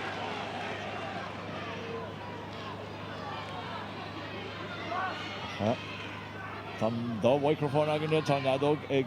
David Hickey, Stan Shelby Black Clear. From Murray Chaktabishanish, Murray Chaktas Cross and Chin, the Alex Rogers, Sung to Dream, Fortic Rogers, Martian kicks here, Levesan. Now, will Murray Contortry score on Ocha? Tashan is Kunging and Cool, such an Hunger Contively, because my Henry Shahar, Trasna, Zan, Kiki for Zan Gujo. Or should then Kenneth Jacker to boot again. Well, I'm a horse that shot even with Lloyd this stoke, Tasha Gary can go the Glack, Tasha brand new champion and shots. So Kego wish any scared and cool, Tasha Tiva Megan Tivlina, so she's a false. You know, Quaga made her Ladol Conne Shocker her and Traston, and Nidol and go with Shin egg and a Cossa Con and Scotian, I'm sure. No, a brand new get here enough, but you can let. So Bajer, you see Luke Swan, Erimil Piano, and Chinna will gear and Lira Chaw, I'm sure. Jack goes to that, Tasha Dentox, Tashi Fortex Swan, after Swan Slucker. Agus a Cousin John Mark Maguire, Traston, Harvey Maguire, Visha Krogan, Chen, Agus on Chella Fotarasha, Kildara. Long Cooley Gill, talk to Mark and Chen. Mark the Ronan and the Vicar Gimmer. And Farlower Park and Shin, Ray Charney, Jimmy Sauce, Election, Shin Richard Ron, or kick on out. Dara Georgia Mission. Mark Origin, Amach, Father Luke Murphy Guinan, Ashton Traston Park and Chinish Guzi, Farah Khan says, Speck in the Vincha Gimmert, the Name of Rovenic Roskio. Stach sa spás an sin agus tá Luke Swanagir Shellevar touchy fortig Luke tá Luke éfogtach sa Dara le agus iad chun líide stach an ro budget roig go skippi chanter score agus will score ele fort Neil drochir der a chinnig Ryan O'Dwyer ach Pedro an Cluiche agus fear sa Cluiche Glackley an bailach úsag siad an lírod ó cean na park an sin cúpla kick pass cean mór ordas Jackar Swana thug an pass an fear a Chacla Lewis an sin ach mián ar Irish an score aimimsú so níos fear sa Dara le an seo an gáfar na stócach mar a dúirt tú an céad score eile déiteach se bheith an canúnach agus tá cool ag Glackley Tá onti eile cum an cancer Jack Rogers a gir Shellef all an sin Tommy Gill chun súlge rá chos an gente Gill sár chos an gente Gill Ítach sin eáil lechan tú dí halbhú glán ag cosantor mar rinne sé gennacha cúpla céim bhí an tá leis beidir gohúir an kick bach ach anna tóca leis an Bertlads tíh an sin Maguire agus Gill ítach abí mar chosantóirí dhéanamh an rud ceart beagnach an tamar fád ó héh an tackle ceart an lávis Jack freisin Mikey Delahunty teachta steach tá Cill Dara Tá fágan na Páirc Ciaran O'Brien agus níor luma anam Ciaran O'Brien rovinnig Nis an féidir le Cill Dara teachta ríist Tá sé an lechbal i lár ó sin aróir ó í ó sin bí cumach fin na céimena an se siar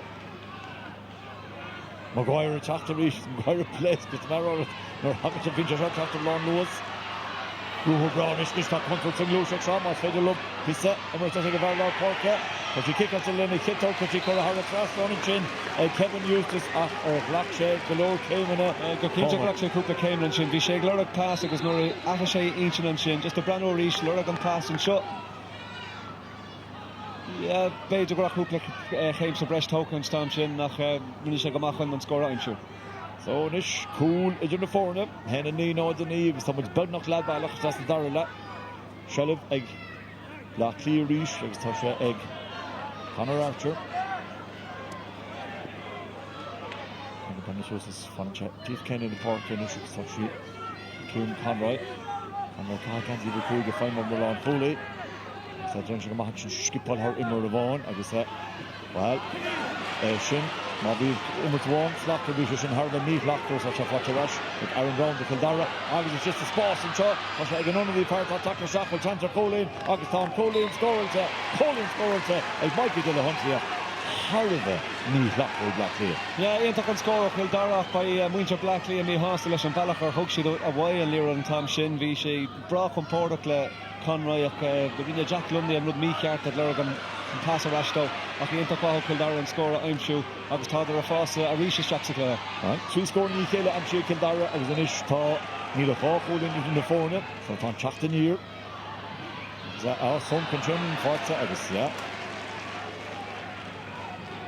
ar thugann son can sin agus Ben Harding ar Ben a cuamach tá carta buis bainte go níos luútha agus ná bhecha an díon ach deicá carta buis spáinte do Alden Ginalchan ach tá seansanis ag Cill Dara agus ag ón bagnal si den Kenneth Jackar bhí bagnal mar bhfuil sé beidir ar tíomh nícheart Cahar scóilte ag bagnal bhfuil nach darach an malacht an tráchta a chuir midlín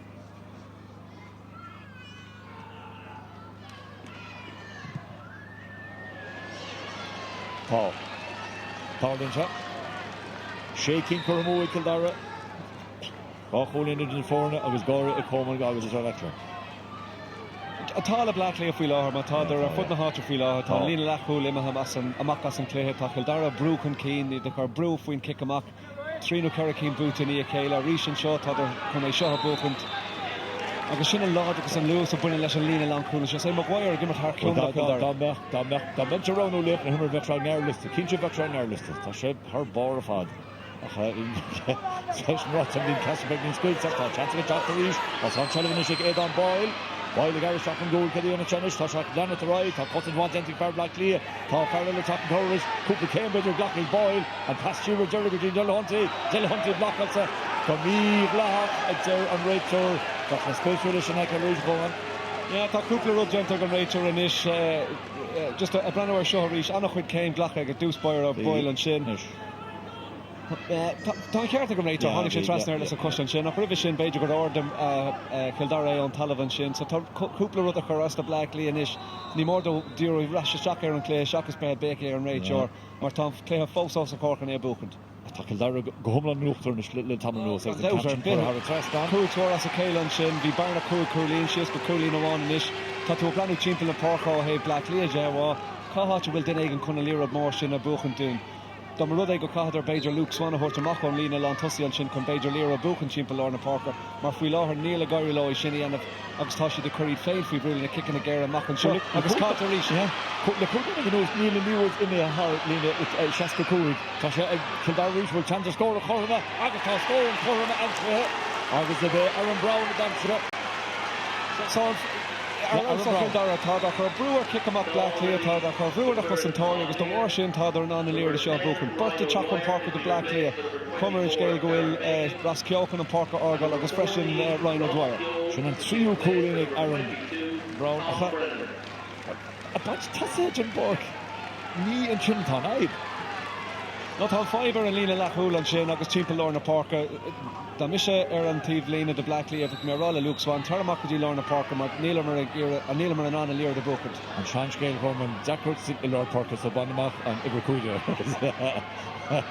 Bhí hénas patrúí gcónaí rás nó máinte tá céna fíomhrin bailúnta agus bhil bhí siad géisi le mar tásáin tá amach agus pastas all an kickáil tetáige a go ríist ná bhí nach an rátán cosintenta cosint míleach agus seans inis ag fiormóí Black Lean chu ráis an tosa agus níl scór am si Black Lean an trecha tríú nóid tá cúig nóid déag ó dam siad scór Ní léon lír feic acu ar fach cúig nóid déag nó mar sin de bhí cúpla seans acu sa céad seach nó nóid agus sin das Cill Dara reis sa Cluiche hí idir chuir iontoch brú ar kick amach Black Lean deir ó cúpla scór áil agus le leí géal agus Maguire tíh hiirde sin nó bhí seansig Black Lean hí an cosantáirc sin ar éags ar fad Nis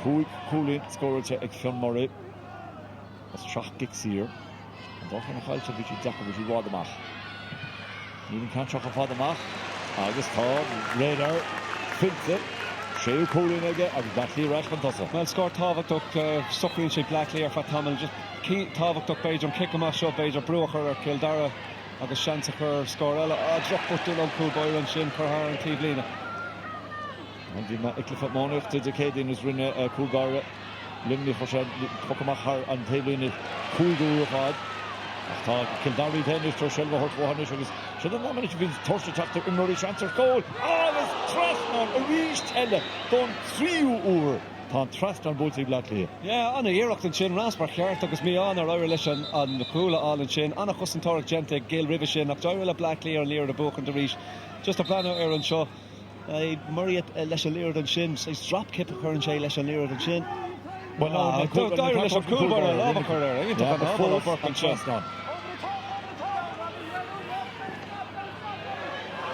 Anrúhann se géad an báil, but le Maguire nó ag an tú an bharta go dulchan cín, tá an passtoch aige, tá an Selevacha ach bhfuil Shane Flynn treis bhfuil tá Lewis imithe ón Lewis tá Shane Flynn reis, go dtíon lán tosach Keneally reis go Bagnall, tá Cill Dara fáideach an teáis, tá sé Eustace siúr, go dtí Brown, tá 3 chólín scórs ag Brown, anis tá 4 chólín scórs ag Brown, as tá siad chóir ríis denne. Anna scór aimte an sin tuscar an Lewis an amachchas an Cluiseach ag deir le athúsáid seansa cruthú an sin pas amach go dtí ibre dehan sin Brown seolt ar an trasnan cóscóir an seo agus Anna Cliath a Dara lein seo tá siad chorm don 6 úr tá siad bheith chorm an seo choban ag an trá seo tá méid déanaach ba mu seo tam leile Kick amach Clishton sin go gúlbáire agus Mark Bragg an óhé ag Luke Swan agus bhí siad a géiste dat coman Wonder Swan machchas tá sé treis rudí ahrúmar tá sé buchan sellime but just bhí sé sillar is rudí siimplíonn sin a chu ríos brenn ar an chusantáirc seo Cill Dara ar aus an bóbar sin an Maguire sin ar aus ar bar an tócail le Maguire tá bhil limit bhain sin fear Black Lean chun tá sé sin díana a Rodgers Aníon ar Rodgers an sin an obair Maguire an tócail leis an obair bhfuil gente go Gene ar Rodgers mar hí sin má bhí sellh agus go a cadú an líú imú fuir an taltha ná beidir nach an sellh glán aige Cill Dara teachtar ríist Jack Quinn Jackúíú an nús go brach tá si díisteach brolach an imróra agus an seile fósacha Shane Flynn reached. Then give their shots to Spurs and pass around with the Woolchachon. Kikuigu can all ground. Toshachon and Kuigu can on through. Aaron Brown. Co-captain of Forna. Cool. He took more score in Cill Dara. Very low. Showed a rash of Stracco's score Brown. And far from the score in Cill I'm sure of. On a pass, on a Ruha Gentic for our Park on Shin Flynn couldn't chance a Cruhu Dove. Because Therese Dove at Coolin Teeth here. And this Todder Kunkeen La Coolin one. 3-3 no met komen vi shoot Coolin kan der hen need and not shot. Agus o hinne for shot Coolin score to Canoni Black Lee. Is anto sponsors of Dara to Darla. Kick back Rish. Hulle Leroy and is Harvard out of Black Lee top the Rish. As the Canton on pass row other. The Fonatan Chin Tommy Gale. Watch a rash of Kildare Rish is on sway is the Kildare for Kappa. The Tosh on Pascal Fassi G Keneally. Nearly free rule. And Cill force again, John Jumahan, Cill of a Conal. Agus well, Jordan Jabotun and Thompson told Twins goal, nor Bisha Titsim, Agus Cill for Rashi Black Clear, Ochno made Namarsin Fanta and Chohagan.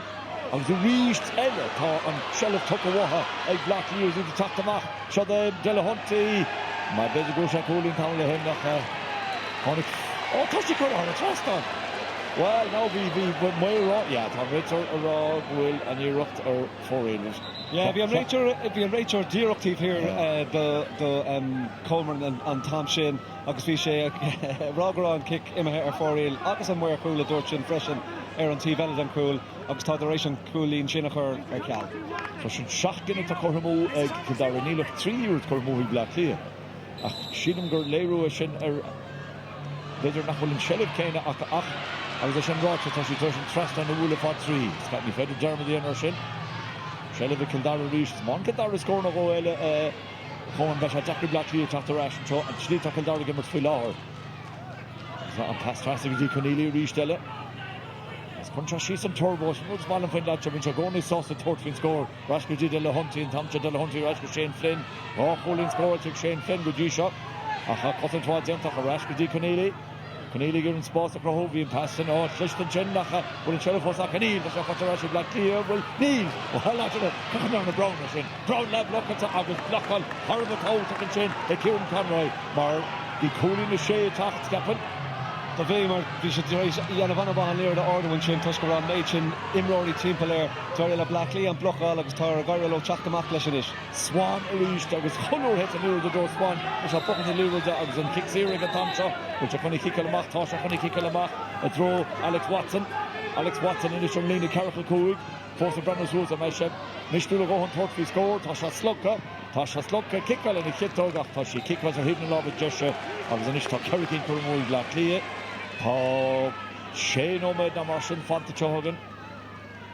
Yeah, so Topic the Blackley and Nash Brewer kick a Kildare and shot. Swan team for Lorna Parker to Ryan Jella team for Lorna Parker. Ní Mordov Brew more a chur and kick a show and it's Gabeja chance a crew of co-score a chur a reshare and Clore.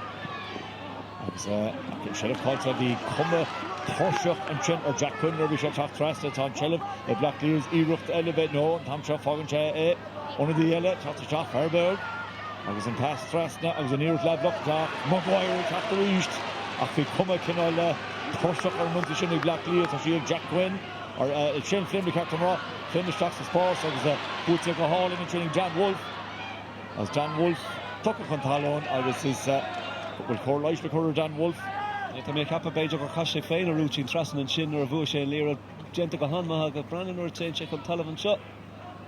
Let's say a routine page or a Shane or Vush on Sullivan Township. Now Nisha Tasha Lahagairi so Shin Ruther going in or Reckham Imlor Hughes.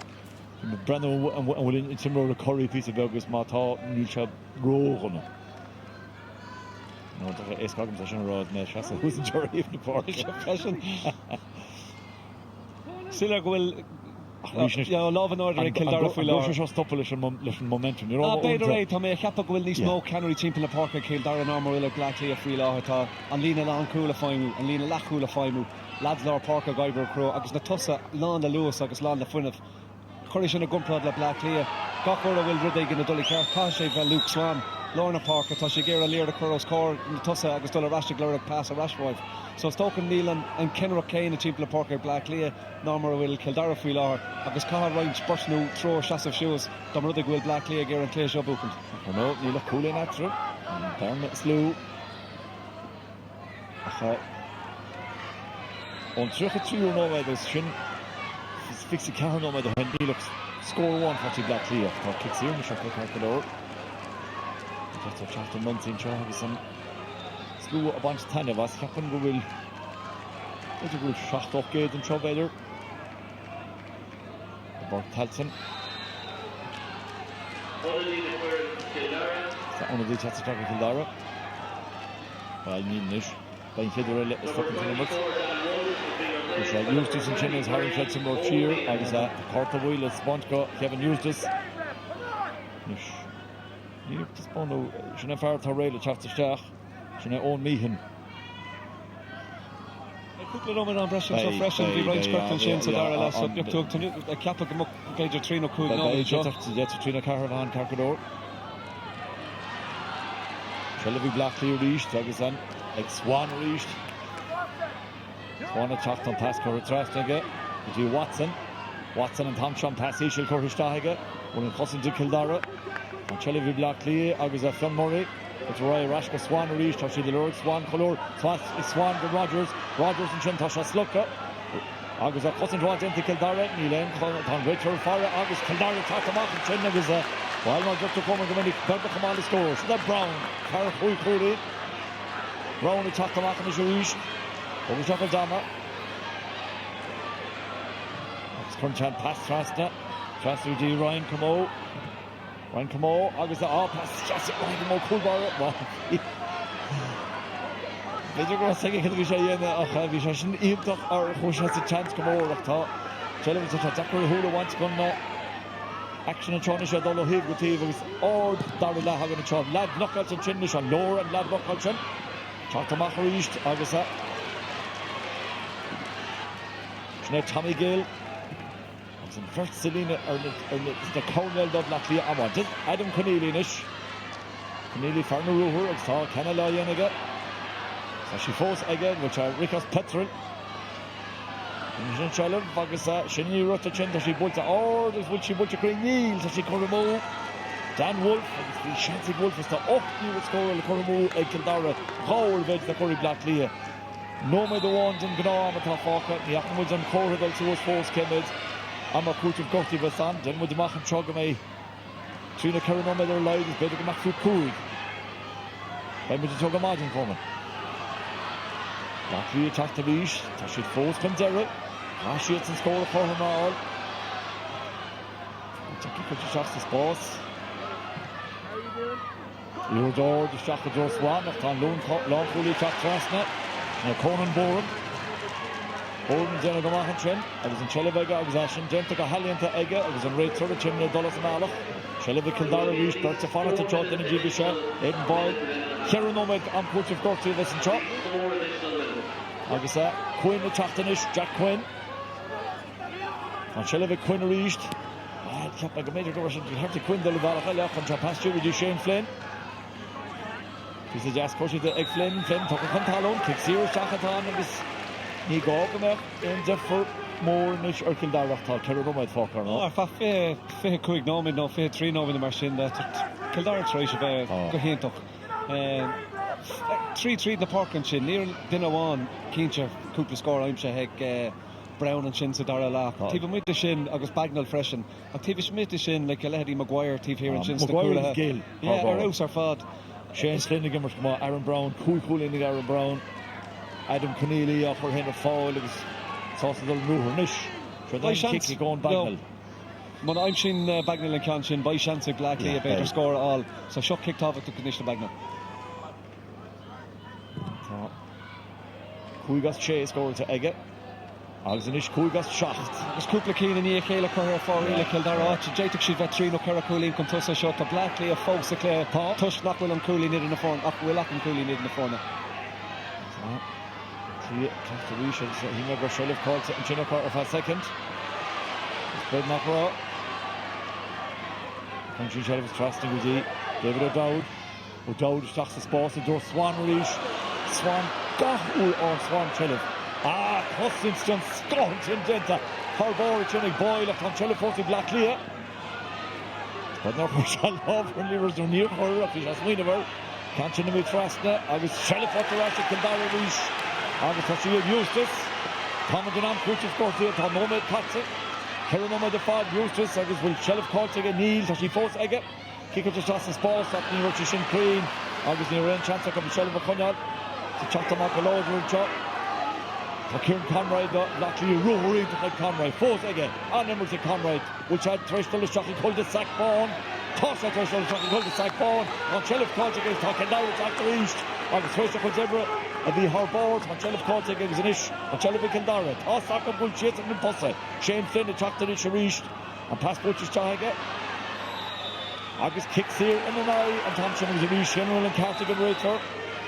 After an atmosphere in Johnny Homan, camera. An atmosphere, Cill Dara Neil there an andal amach agus score I'm sure agus tá Black Cliath fi the Trina Kailas the tuss on Shin. Neil Ain in the class of Macdova have chance agus a reshella. Leroy Gale tackle. Yeah, boring. So now it's Cartigan reached. When you're Shin Cheddar. Because there's many good man with the Einstein relativity in order to Branwell Globus is that's Black Cliath this for the long tappy. So much as Cill Dara this for the long wall. From Martha after Nomad the left Phantom Chohanich. And Creepshop Butza Egg Cill Dara, Mionúr Fad. Butza Egg Black Cliath. €63 Fad. After Forest Bar Force Egg Buachlin and Ganza Habona. Agus tá kick here chama. Agus tá Nomad is 3 Cameroon Nomad agus hook second there got the hand shot more Gick on check a scoopy by Prabs in air. Tashi kick out to shot at Tappy. Agus Tashi fought Delahunty. Delahunty Quinn out Cheleva. Rashid Rishka Wolf for Turkey scoring in a kick out. Agus he reached Elde. Kick to stop a lob at full bar. And Packers more there to Chantelli Black Lee attacked. Thomas did the Nomad there back and shot. Unsiele Egg Buckley in the hurt Parrock. Agus Kieran Conroy is Cluiche Ceannais. Harry Mohol Leighean across for Mionúr is a Orga pass the Todd pass spots again as Shana Alex Rogers pass that's each of the shot and now foul John Murray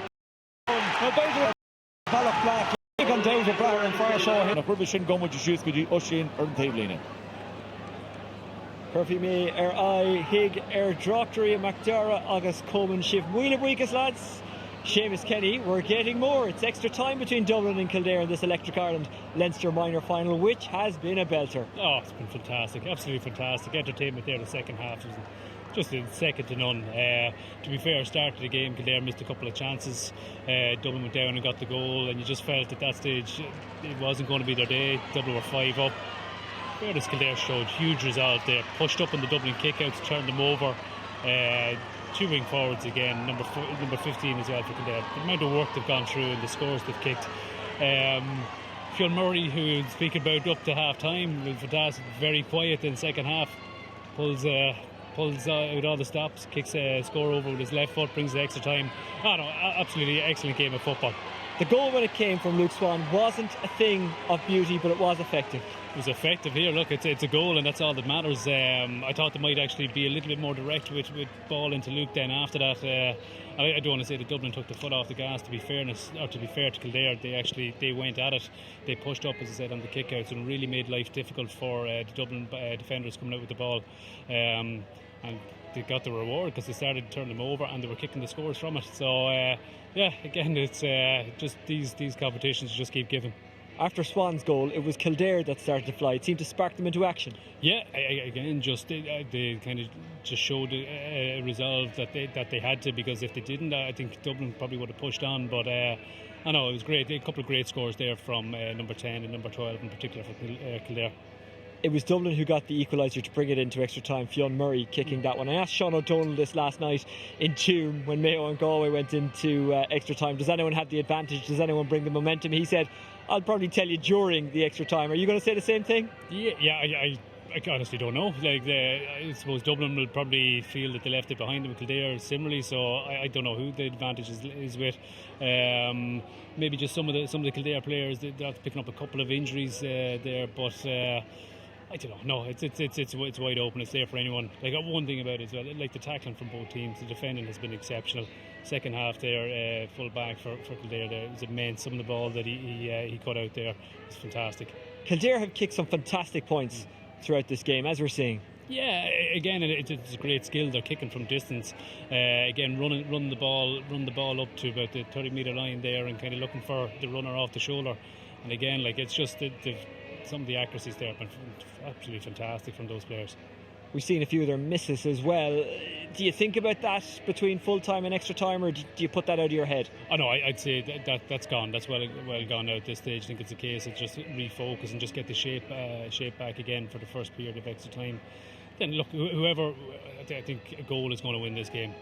Whichever side gets it, it's going to be very difficult for the opposition team to come back from it. So I don't know. Yeah, it's wide open at this stage. It's hard to say who's actually kind of in the driving seat. I can't imagine either manager is getting too tactical or technical in this period, because you wonder, do lads take that in given what's going on and the intensity? I wouldn't say so. Again, like we're talking about young lads that are 17, and there's been so many changes there. Like the shape has kind of gone for both sets of teams. So I say, look, just reset and concentrate and just getting the ball and keep possession of it and try and kick it over the bar. That's about it. And you raised that point again, as you did at half time. We nearly forget it because the intensity has been so much, the skill has been so much, just everything about these players has been amazing today in the Electric Ireland Leinster a minor football final. You do forget they are children, they are under 17. Yeah, I know, look, they're playing like adults, to be fair to them. Like their game management, even just their skill set alone, in like conditions that started off quite greasy, now have dried up. Like it's been fantastic, and just it's been a really, really enjoyable game of football so far.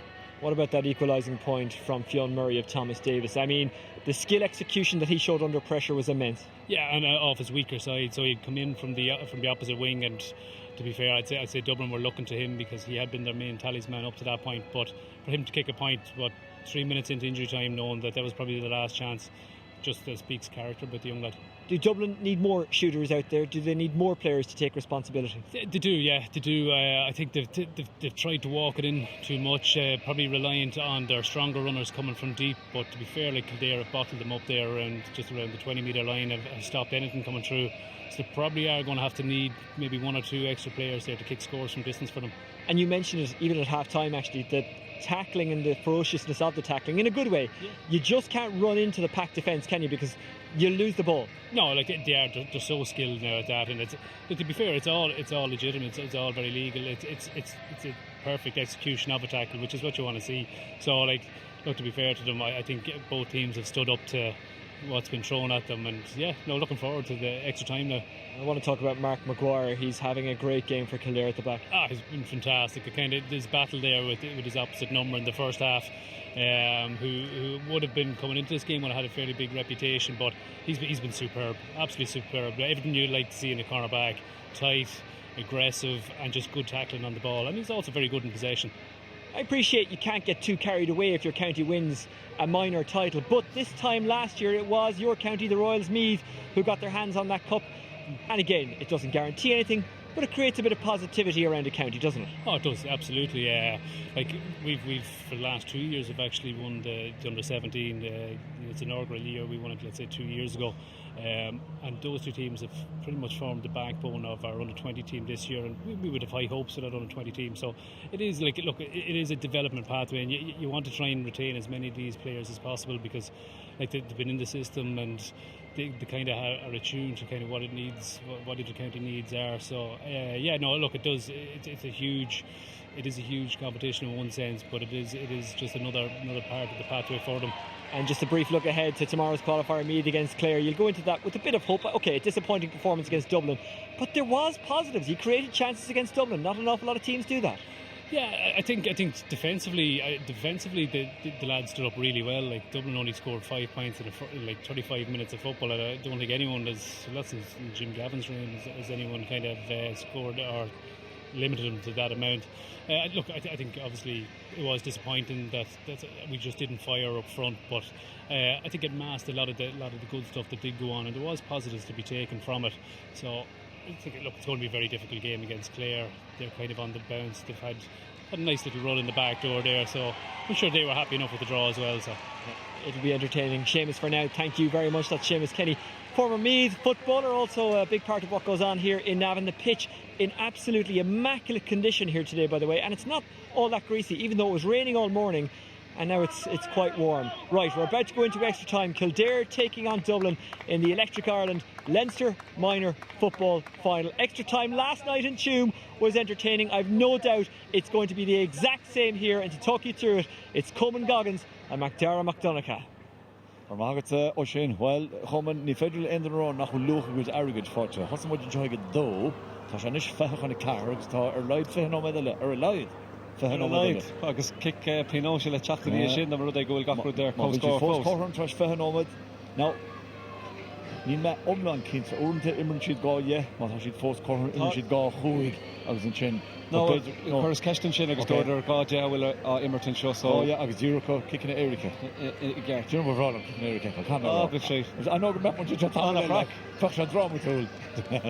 Tá sé crua an bhurn na challan ach Éireach de dhéanamh líar de búcant da de chuig méidir amach an gúil chun onas go bhfuil beidir seansa go scór eile aimsiú. Tá mar rud é go bhfuil idir chun an kick amach géile do Cill Dara tugaite sin seans de Cill Dara unáir le ghlacha rís. Cool, ní mar dacht lebaile cruid an géad le go am breise mach hareg Fionn Murray go dtí seo. Nis tá 8. So tá Bernard Rash go cahar.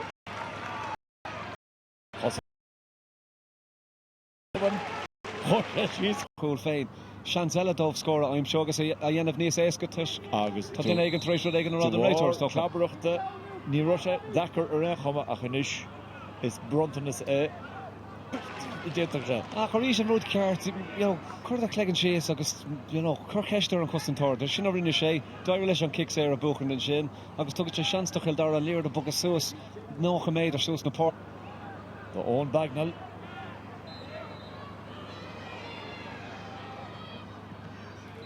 Héna cahar ribh seohanis héna cúig go Owen Bagnall agus an Bernard Rash go cúig go ríist.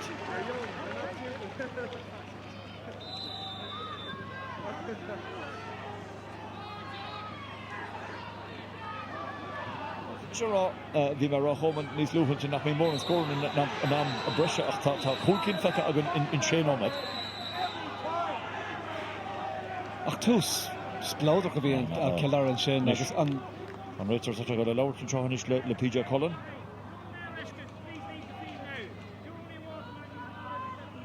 Buí.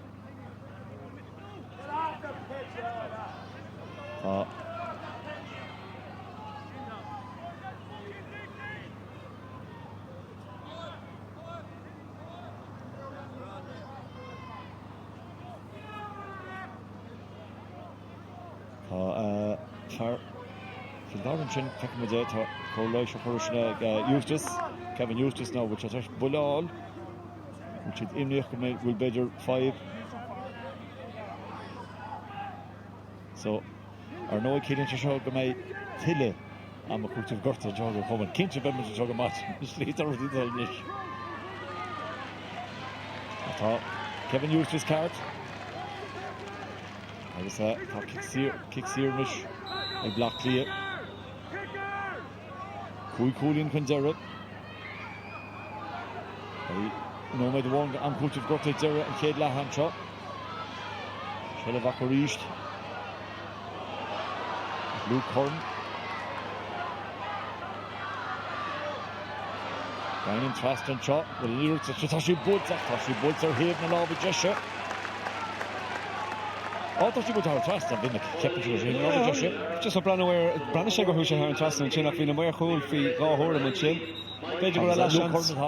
Beidir go le seans beidir pas eile a pas a bhreis aimsiú chun seans cúla prothú. Déanta go maith Áth Cliath ní ar lech gá chúlín aimsiú a trocha nóid trocha chuig nóid a dara le.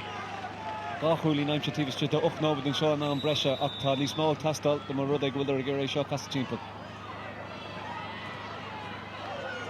Darren nóid ar nachas tá Áth Cliath teachta ríis is mar feidim scór eile áil. Luke Swan agus bhfuil pass centre tá Maguire sé Harry Maguire chu talón. Yeah. Ní me gur botú dem bhil sé cén botú dem mar scúil an timróir tíbhiste ach an timrúna sean rud agus tá sé bhil an seo corta dubháil freisin mar gur tharna sé chun talamh so ba sé simú a bhfuil an réiteach chun breanhhair mar sin. An cortan da ceann is na mitóga má bhíon tá deirlis. De chóir an corta dubhar brunna cosú leis an cean eile áte sé corta buí, but dúirt sé rá leis go tharna sé chun talamh. So cinnig ceart míar Maguire sin mar cean das nimóí a far a bhfuil a bhíar an Páirc fa sé seachtain ómhaidir. No. Níl ceiste bé tharna sé chun talamh bhí just ní acha sé an léir bhí sé blindsider heh an pass an cinnig ceart an réitear níl dofha sin. Droch bhfuil do Cill Dara, bhfuil agus an tóras fearr i mé an Páirc. As Ceannais ag Fionmóra an Barna a leide go trí. Peitre's Luke come on, din Luan. Well, Peitre's Luke Bioke sin keg will Maguire imot an Tark scandas nimmer is for the rudin nar nachra sin gentega Peitra chance cool ag Black Cliath so feck a bit again no kuig no me jeg no mar sin da and can get no be ma tsvano kart do go immer nach Peitra kan kid immer in tashachen aus go dig on here Brusha Ellis and yeah go sin an mohor fresh nach ra further not fresh gentle sin no Nilsson. If we're shocked jog at tucker shackles to buy lied one of it so to look Kegran twos took Shinako twos on Kaylan Sean on Brescia thought Black Cliath trash fast shocks a clear shot piece on Hybrids camera on Hybrids could do Maxillar Joel Kavanagh took a shack I was on Canchicor her trust on I was at home on Cluiche of Cill Dara and Lahasha again. So tá chuí sé strééis sem machchas brat Cill Dara bhfuil áthar Gunnar Trelliv as an Canchin kickout to Jinnig Bagnalach fi cuma Harvard Torshach a renewed sin agus tá Trelliv took away a bin iru to shacht Mark Bra gno Trelliv a chonjal sin an rod with zero enrod ro he's licky in the enrod ele is that well bit cuma Torshach or she Stach love in Macklin Hugh O'Sullivan. Well ní híine bhfuil na lads thuirseach agus trécht ag an státe seach do muoite chu lara just cadar chamá there an léró cúpla pass gen rudí ní sééis go dó féin a héh beidir seansa crothú dó féin seachas éireachta 15 méadar. Canchin an mí fada agus an gléach an trin ag Ryan Comó agus an Trelliv Fotarasige go Shane Flynn. Inis is stocha ke gur lads olgi seo hanis an tá tahi tastalin dinne tá an Trelliv chunneir an nóir mar bhí mar an níos lútha ní leanach an seo a dimmer northa so ní leon taí ó northa again denta go maithan sin Eustace as chuinn siú Trelliv as tá seanna sig Mikey Spillane a chala Mikey Spillane anfis a Ebron sinna Conor Turla tá simmar cumáda Black Cliath cafarrá tá Jessica go siú teachta ríis níos ní móran am a fácha troí dearna céad lethe tá sé sin búta agus búta go maithan sin PJ Cullen isteach go dtí Owen Meehan a Cooley no one for take Meehan will chance to go scoring ní bheith státa so that Kate Cole Dara Cole scored no Kate Cole Aaron Brown éine sé íontoch mar cool an sin a chamad níl sam cé a bhí annach an just an pass beag an ro déanach an sin an score oscail sé siús an sin de Brown chun an pass a thuirt ibre 53 an sin Owen Meehan just come at you near a piece of beag eile chun an sean sin a crew tuch a roi go Brown agus é sátas le aingach an sin brenn a rí sé seo an a fast hí sé an sin agus an a chréach a seach sa chuúne an sin agus deachráte de Black Cliath go den seo Tá me ha pucha Cill bheit fechantar idir dós idir car Selina Lán chuúil agus degus dóí Selina lethosach. You know, I know bhí chudeile leid maithe eile go chumachach.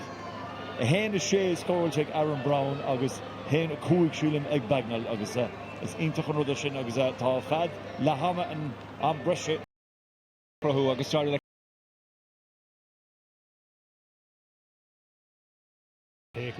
They've got the momentum, Cill Dara. They actually look stronger. They do, yeah. And again, I suppose, look, the team that's in possession, the team that's kind of winning, will always look that way. Dublin look tired, they look sluggish, they are making mistakes. They're a little bit leaky there in defence as well. They're being pulled all over the place, that Cill Dara attack. To be fair, young Brown and young Bagnall from Cill Dara have been absolutely exceptional.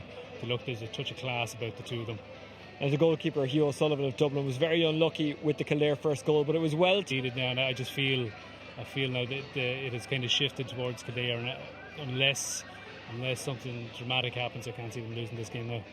It says an awful lot about their fitness levels. I mean, you know, that second goal taken by Owen Bagnall, who took full advantage of the mistake. He did, yeah. He put it away nicely there. It was unfortunate, the goalkeeper, because he has been very good up to this point. But yeah, look, it was just a bit of luck that either team needed. Well as well, and it was all about the running with the ball, the moving with the ball, which seems like a simple thing to do, but when there's that much pressure on you, this stage of a game, that's actually quite impressive. And Aaron Brown, the joint captain of Kildare, took his goal, Kildare's second. Take all those things into consideration. So, like, yeah, I feel it's Kildare's now. Look, they're after losing Mark Maguire there, the cornerback, who we spoke about at the end, who's been exceptional.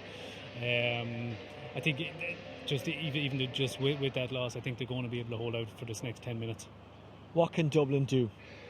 I suppose what Dublin can do now is it's gone beyond the stage where they're just going to have to kind of maintain possession. I think they're going to have to look and start maybe utilising some of their bigger men in around the full forward line, because Kildare can sit back and maybe soak up the pressure. So they are going to have to try. Look, it was an excellent finish. Again, just a lot of tired bodies there around the middle. It was a ball that was turned over. Like, these boys have been running hard for 75 minutes now at this stage, and that they have in there. And I see Swan is going back in full forward now, and I would imagine maybe start pumping some high ball into him. I assume you're going to say Kildare, but who do you think is going to win it at this stage? I think Kildare. It's Kildare's there. I can't see them losing it from here. Ceannais, Seamus Kenny, Gareth Maggett. It is Kildare 2-17, Dublin 1-14, 10 minutes of extra time to go.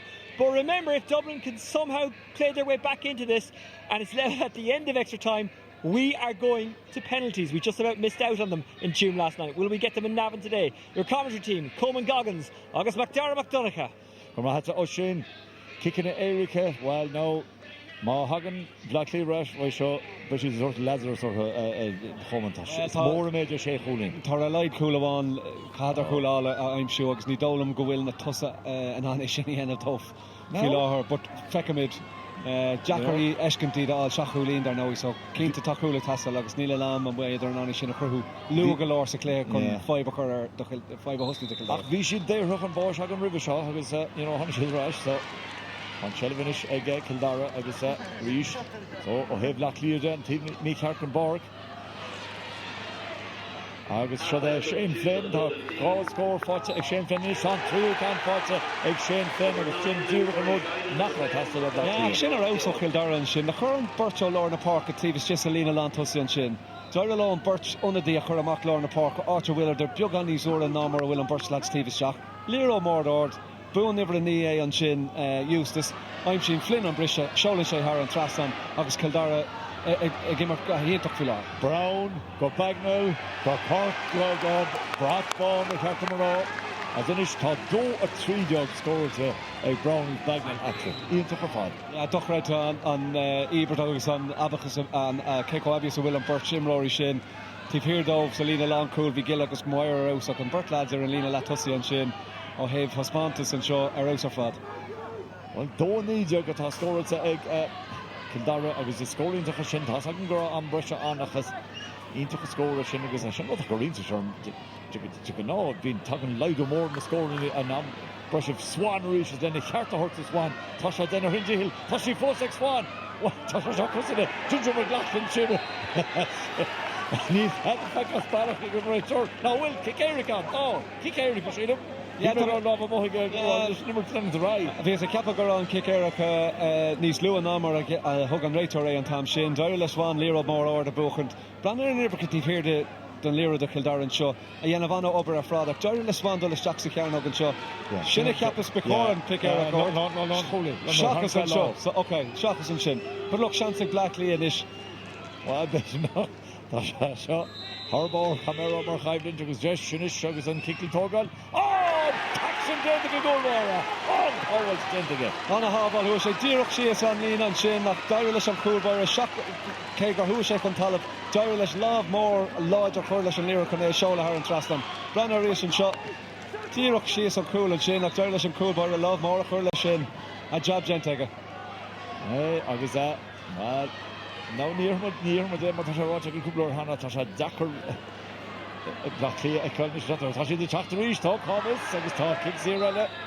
I was shut in Dominish, Captain Homan, Roger, Ekis Mud lads, Bader, a Glacka, and Horta, the Vogus Murder, with Can or Son the Fornia. Well, ba é Cill Dara seachas cúla géile gach sean cúla ar dána seo buchant mar tá sé dechar sé nó seach do cúlína ó héh Black League. Is sin ráte tá Black League anmh go má fannach sa clé. agus an canse chu a trastan ag Fionmóí a fágan tre bhfuil an berma fós mar a bhí ag tús an Dara le. I gheart.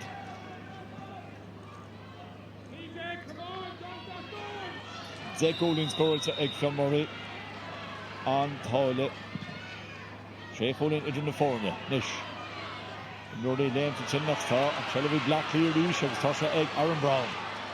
Go teanna seo híana tuaistó Méid an ratha agus scóra líana, tá sí fósaigh Brown a tá canse kick at Brown. Tá sé sin íonta. Carrós ar fád, bhí sé 60 méadar amach an cúl, deir leis burt chusantóir Black League chuir bhaid agus é druidir midrá an cúl an sin, agus an sin seolann sé thar an trastan. Arrós ó héh a hospántas aniu ó Brown an sin, agus a cholaach an sin bagnal freisin. Agus tá Cill Dara 3-3 tóca cé có láidir sa bhuiile ar Arrós. Kevin Eustace point amach ag Cill Dara. As an is dó cardog scóilte ag bagnal agus Brown atra. Héna seachtain duine. Íontach an scóir sin agus tála sin ag an deir an kickin henach an taobhlíine. Agus an Tairville an Páirc aimse Cill Dara go bhfuil 5 acu má aimsí Luke Swanna líró, so tá burt acu dul Django leis chun cosca chuir sin. Fear. Was a chóras fear ta bhír de. Ach a gotí bheile, an can líró dó, but ná Shane Flynn nach an can an rád. Hit sí rinne Shane Flynn gomach í bhaint chun chulbáire ach bhí cosantóirí an níis. Ba clír tíirta seacharíis Ross Ceannais. Pasí sí le Ceannais agus í fáte an trohanis. Ag Fionmóí. Agus tá a fechas bailach ag an réitir ar sin. Tucha bmhatha agus an celebrasi Black League ríist. An tamse táciigh sír. Fell gentle Luke Curran. Luke dal trastan na Páirc trasna. Dí Fionmóí ríis. Mórí tasach go gaisiad cúláil ní léh an cúlín ag trá seo. Canta búteteach. Dúirt all trasna agus tá sé ag an Rorella bhfuil kick éirice eile. Tá blocáil genta Cill Dara ní léon kick éirice. Ní léon scór níl taide agus an cantin glantamach. Sinna cinna kick agus tú nuair tá cúil á fá. Rose Ed tá mé cheapach ar éile le bhaintach an tap sin. Seachúlí buntosa. Beidir go mbeadh sin anna chuirna chuir le sin beidir seansa glacha, just a breanú ar sin ar de sin a choscon an bloca beidir go le seans kick panó sa bhrunó héh footblock. Dúirt an réitear gur gach de ceart. Ross Ceannais in a kitto, Giro Diasig Ross Ceannais, ja, tá cúlín ag Ross Ceannais. Níl deire le fós. Ach an clogan a gine níos agus dechar díú brise tríd an sin tá farsa bhreis aimar Cill Dara tíh hir den éir an sin. Níl gá go éon scór eile aimsú just cad ar chosca chuir an cúlar sin méid agus baidir na championí lein. So there we Black League ríist.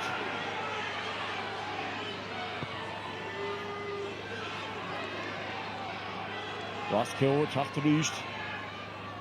Nís mór Ross Ceannais feicágan in san ambrisina mar chunig muid in sa seascanóid an rá an chlufa héin ar siúl. Cuine go méid na bútar in seohanna na gaiileh, is móta ceathrú canis, fein na cáiltarí na BEO.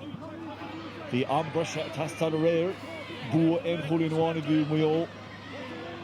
Cill Dara foioi láthir sé chólín chun céine seo. San hosalucht ortha gúil siad chun níú gríomh Lion Walkut. Líor dá disteach ach líor bhícrain. Shaking chumhúna siú Black League. Agus an fáil le Black League nó brenn siad suas tá Luke Swan plódathe tá imráí Cill Dara tróir an acha leis an tam sin, so níl ba sé Jackar am rud ag go bhfuil sé an líor de buchan déanú ála sin, so cad a rud ag an difriúil dhéanamh breíonn sé nachhfuil idir an smuointe difriúil a chuir le chéile chun seansan na cruthú agus do bhhair sin is é Cill Dara bhfuil le bhd chun céin faoi láthair. Chelbach a ríist, teachta ríist. San passan churáid dí Ryan O'Dwyer an fear hogan kick éirice. Agus an iúrit sin búlta áir, tas sí búlta Harra Trastan, sí búlta Luke Curran. Ach ní lóra. No ní lóra ach orcradún de Black League éis an torna chúil sin a daim sé Cill Dara déitad siad dul a bhallach is tóca agus níte sin gent acu tá ar fósaigh éire gachrúd a dhéanamh chuna cléir seo buchant an deacrútáchún an tús blóideach sin a bhain leis tús an céadla san ambreis an sin áte ar chála dar cúil agus cúpla cúlín. Nis. Chickemach ó Cian Burke. Agus Mach a Dro Brown. Úd Rossach Brown. Roland, Malanan lad seo gimmert is an rodna sintra bheith tócha maithe Cill Dara fós. Socha sin an job na nimróí seo meala tríd fé fithe agus trí go dtíon for an sintra stocan. Five a buine le seo nó tá tú gan seo tá lánmarí bhfuil teach do bhealach a níos seo a chur an as do Peile agus cinenne caithe tú dhéanamh ó héobh sinna dhéanamh ach bhrálam na lad seo eiscin de gimmert an for an sintra tá ar iontochrínos cór an cúil tuiscin maithe ó héobh an bhealach ceart an clé immert agus ag leir an líir an tám ar fad chun an clé seo a ceir a thuirsta foran agus an clé a buchant. Agus Peile Yarafach. I gart had Harvard Zarafach. Well, it's like they're in the score sin, go fiche. Scoring to Hashin and Name Clifford. Kummer Ambrose and Nalgan Everham. Canchin agus at Tom Button Gentle Jenny Moran Button Gentle she fought from Morinish from Mori Garistach. But she fought from will talk and level took on Talo Neil. Trabanchan Neil Jina hold Jack Fab some rash agus and Shell Butterash at Butterash Mahad Macho Whelan. Machar Thief Shell Butterash Black Clear Ferker Glog. Neil Falk Akok Nomad Amarsin. Agus í cunne rá Adalton Wild, bis is nim began in Díon or David O'Dowd. Beidir go raibh anna obair ó Cill Dara sin chun teach siar na Páirc cé go bhfuil idir Curry Colleen chun tus an sin fós ag obair crua chun scórna cosca chur ar seansan na Black Cleath. Gary Owen butcher shachas, Tom Gary Owen fása. Agus seo den chance ag Meehan. Meehan har a trasnán agus fecim Lochlantic Cill Dara hís fóman seo tá si de Keller. A tháinig an scóir sin as an obergenta tras na Páirc an sin ag chusantóirí Cill Dara chun an líor de buchan rud a bhfuil idir tar éis sin of 3 de street a cléthe seo deir le Wolf an scóra ar Meehan an scála aimsú agus é an ober timp le Páirc a bhfuil a chrón na seansna sin ionach an thuspántas go mór sa Dara agus an ambra seo Cill Dara. Ní bhéh nurchin am a cúirt gortaí an tamshot an canchin canard butch ach an dorn chur leach ní an cuacht Iruch wahan nach an co Cianbog Cash and Cluiche Ceannais Patrashing Luke Swan to the Ryan O'Dwyer Rasburg O'Dwyer Imi Haratrasnan Tiv V Cart con Trasnan or He Black Lydia a few them a cool but Nivak Dohan Amaka. No, goni vi sé Jack Restoration Tarna Cool Chin a Daimsha Cill Dara and Chin Kegwil over Magenta Black Clear 3 the streets a clear and Trace Shin to Dara la Fihib no mates to Dara la Archa Imsha Cill Dara Ukno Ni Cooley Nasakela obviously 5 in a Black Clear just das Cill Dara Shin agus the Washington Shin a wall Gwilla der Cool Cooling Contosunis Amadunam Kultuf Gortehe so Dara Trave Sugar Ambrush agus Canor Lella Brushi She61 but you come more with Tanto Cole oh Tower Gentle for and Dara Nervishak Anahava Shantonish well in the Garta Horska Black Clear fair play go Toshi the Fanaklesh Stachselor a third free was on say and long just door chat the mark I thought she fought Tommy Gale so Dara Larry cannot kick Erika agus on Tower Gentle Chinige Sinnar out so Burke sin gá sábal íon tábhacht do mar rud é do rá an Pino kick Pino stréis do le seach agus an cúil sin Cill Dara Gil na gón na máach tá ná Bhearnach séite agus don níú úr tá príomh Lion a Belma Mionúr but Cill Dara agus tá unsaí na huilbhe a seo teachta na gan de bán agus do honna de teachta teach Sár Cliffe ach is dólam chuman go te féir rá le clíochú uirnan na fearr. Look, vi Cill Dara, so Cade la Branish go Black Clear Magalor and Clare Boken ach vi Cill Dara Rouse and Chin so Dara la so Umland Havak Tilte Cill Dara Treasure Husbands a Hugger. Shin scored down a chin Black Clear hen and Idiog Cill Dara do fix the hen she's them with the Tablina agus she's Kuji Oshin. But Kildare are the Electric Ireland Leinster minor champions for the 9th time and the first time since 2016. The future is bright, the future is lily white. What a display from them, especially in extra time. And look at what it means to them. Seamus Kenny, formerly of Meath. What a magnificent game of football, first of all. And second of all, what a magnificent display from Kildare. Look, fantastic. Yeah. But the game itself as a whole was fantastic. It was all that's good about Gaelic football. It was played in the right spirit. All the skills that you'd like to see. There was a manliness about it as well. The players got on with it. It was physical. Just everything that you'd like to see in Gaelic football. And look, it's fantastic. Testament to both teams. They can both be proud of themselves. Obviously, it's difficult for Dublin now to kind of acknowledge that, but like they're after taking part in an absolutely fantastic game of football. Dublin do have a back door. We'll come back to that in a second. But those goals from Aaron Brown and before him Owen Bagnall in the first half of extra time, they were ultimately the difference. Look, that was the deciding thing. Like we said, that the team was going to score the goal in extra time was going to win it. Would have felt so. The fact that Kildare got two, I think. Look, it stands to be fair. I think since Dublin scored the goal in the start of the second half, Kildare really put them to the sword. So I would feel, whilst the scoreline might be a little bit harsh in Dublin, Kildare were the better team. Those goals kind of nicely summed up Kildare's performance overall. It was a microcosm of what they did all day. Won the ball, ran hard, finished well. Yeah, exactly. I think it took them a while to actually do that. Like the first half, they were sitting back a wee bit, but from maybe the 35th minute on, like they ran hard at Dublin, and ultimately they got their due reward there. Like, to be fair, like it was a fantastic performance by them and by the players you've mentioned there. I thought Aaron Brown was fantastic throughout. The forwards were fantastic, but you know it as the defender, they always get the credit. Let's give some credit to the lads at the back. The goalkeeper, Cian Burke, was absolutely fantastic. Pulled off some very big and very important saves for Kildare. Yeah, he summed up there, like the penalty save, and then at the very end, okay, the game was probably gone from Dublin to that stage, and it may have been a consolation goal if it had gone in, but to be fair, he stood up. It was an absolutely fantastic save. Even his kicking out throughout the game, he was able to pinpoint Kildare midfielders and half forwards. So I know he had huge influence and bearing on the game. A familiar voice in the background to those from Meath, Bruce Springsteen. More a Slane man than a Navan man, but it's a delight for the Kildare people to hear this. Not today, but like they'll refocus, and like they'll still have a big say in where the minor championship will be won. And sometimes a loss teaches you more. It probably does, yeah, but just given the nature of the game. Talk about Dublin. As we said, they do have a back door. They will play in the quarterfinals, and I'm pretty sure it's Mayo that they'll get, the winners of Connacht. Okay, yeah, look, Dublin are still going to be dangerous. I think they'll regroup. As I said, look, they're probably tired. Like, to be fair, went extra time, and look, a goal ultimately decided. And unfortunately for Dublin, like the heads probably dropped a little bit. But again, like they'll take a huge amount of positives from this game. And I think, look, they have some big players there that may change strategy a little bit and maybe go a bit more direct into the big men in the full forward line, which did, to be fair, cause a little bit of panic in the Kildare defence in that second period of extra time. But I'm sure Kildare supporters now will rally around this group of players, and we'll see them no different to their under-20s last year. They'll see this as kind of a brighter future and maybe look at things long term, not so much in the short term. But to be fair, Kildare seniors were in the Super 8s last year, and like, they have a lot of talent coming through, and there's a lot of good players there. Like they hang on. There will be a decent force to come. And that's the good thing from a Kildare point of view. There's a lot of good players. It wasn't just about one or two. No, they'll still have a big say in it, as I said. I always worry about tying minor fortunes into the fortunes of a county overall, but it is a nice boost for Kildare, and it's a timely one as well, considering their seniors went out of the championship last weekend. Oh, absolutely. Guys. Yeah, they did a great spread. I thought, like, we spoke about the goalkeeper, the wing forwards, but even around the middle, there's a couple of big men there that you could see as potential senior footballers. But I think that the real talent there, Bagnall and Brown, for me, were the standout players. And then I suppose in defence, young Mark Maguire, he was exceptional throughout. Lost to a black card in extra time, but it kind of rams home the point of what you're saying, that even though they lost him, they were able to rally around and do what they needed to do.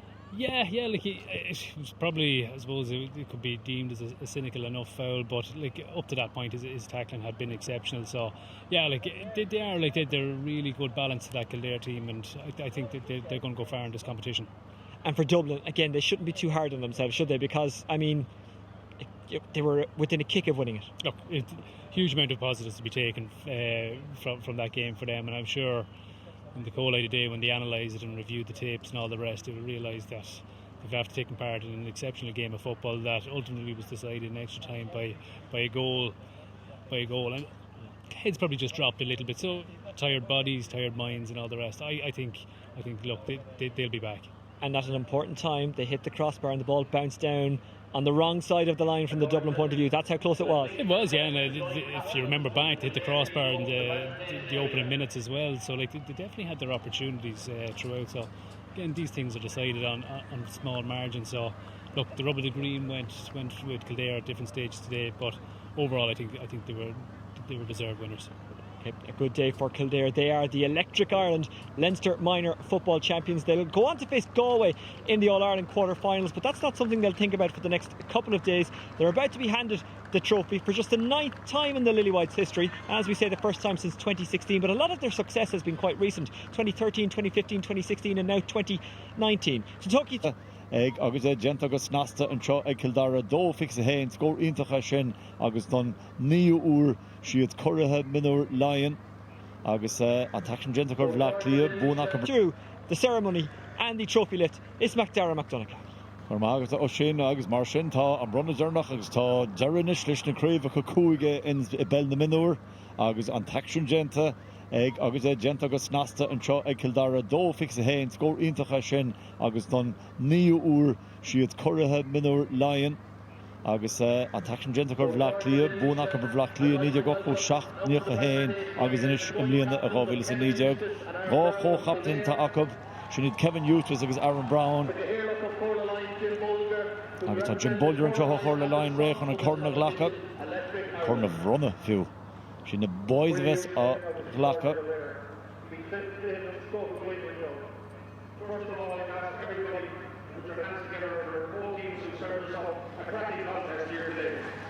agus cinnte an cartaigh Jim Bolger bhí clifad an scóthagan.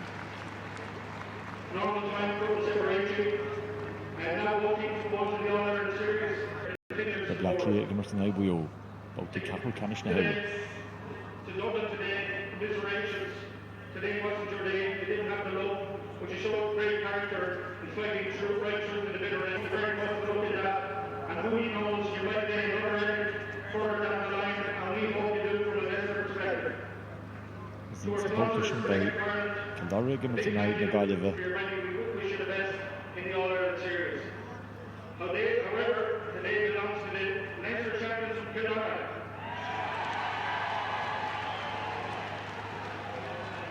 And they're tremendous display from start to finish. And as I said earlier, we wish you the best, and we know that both teams will represent us well in the All-Ireland series.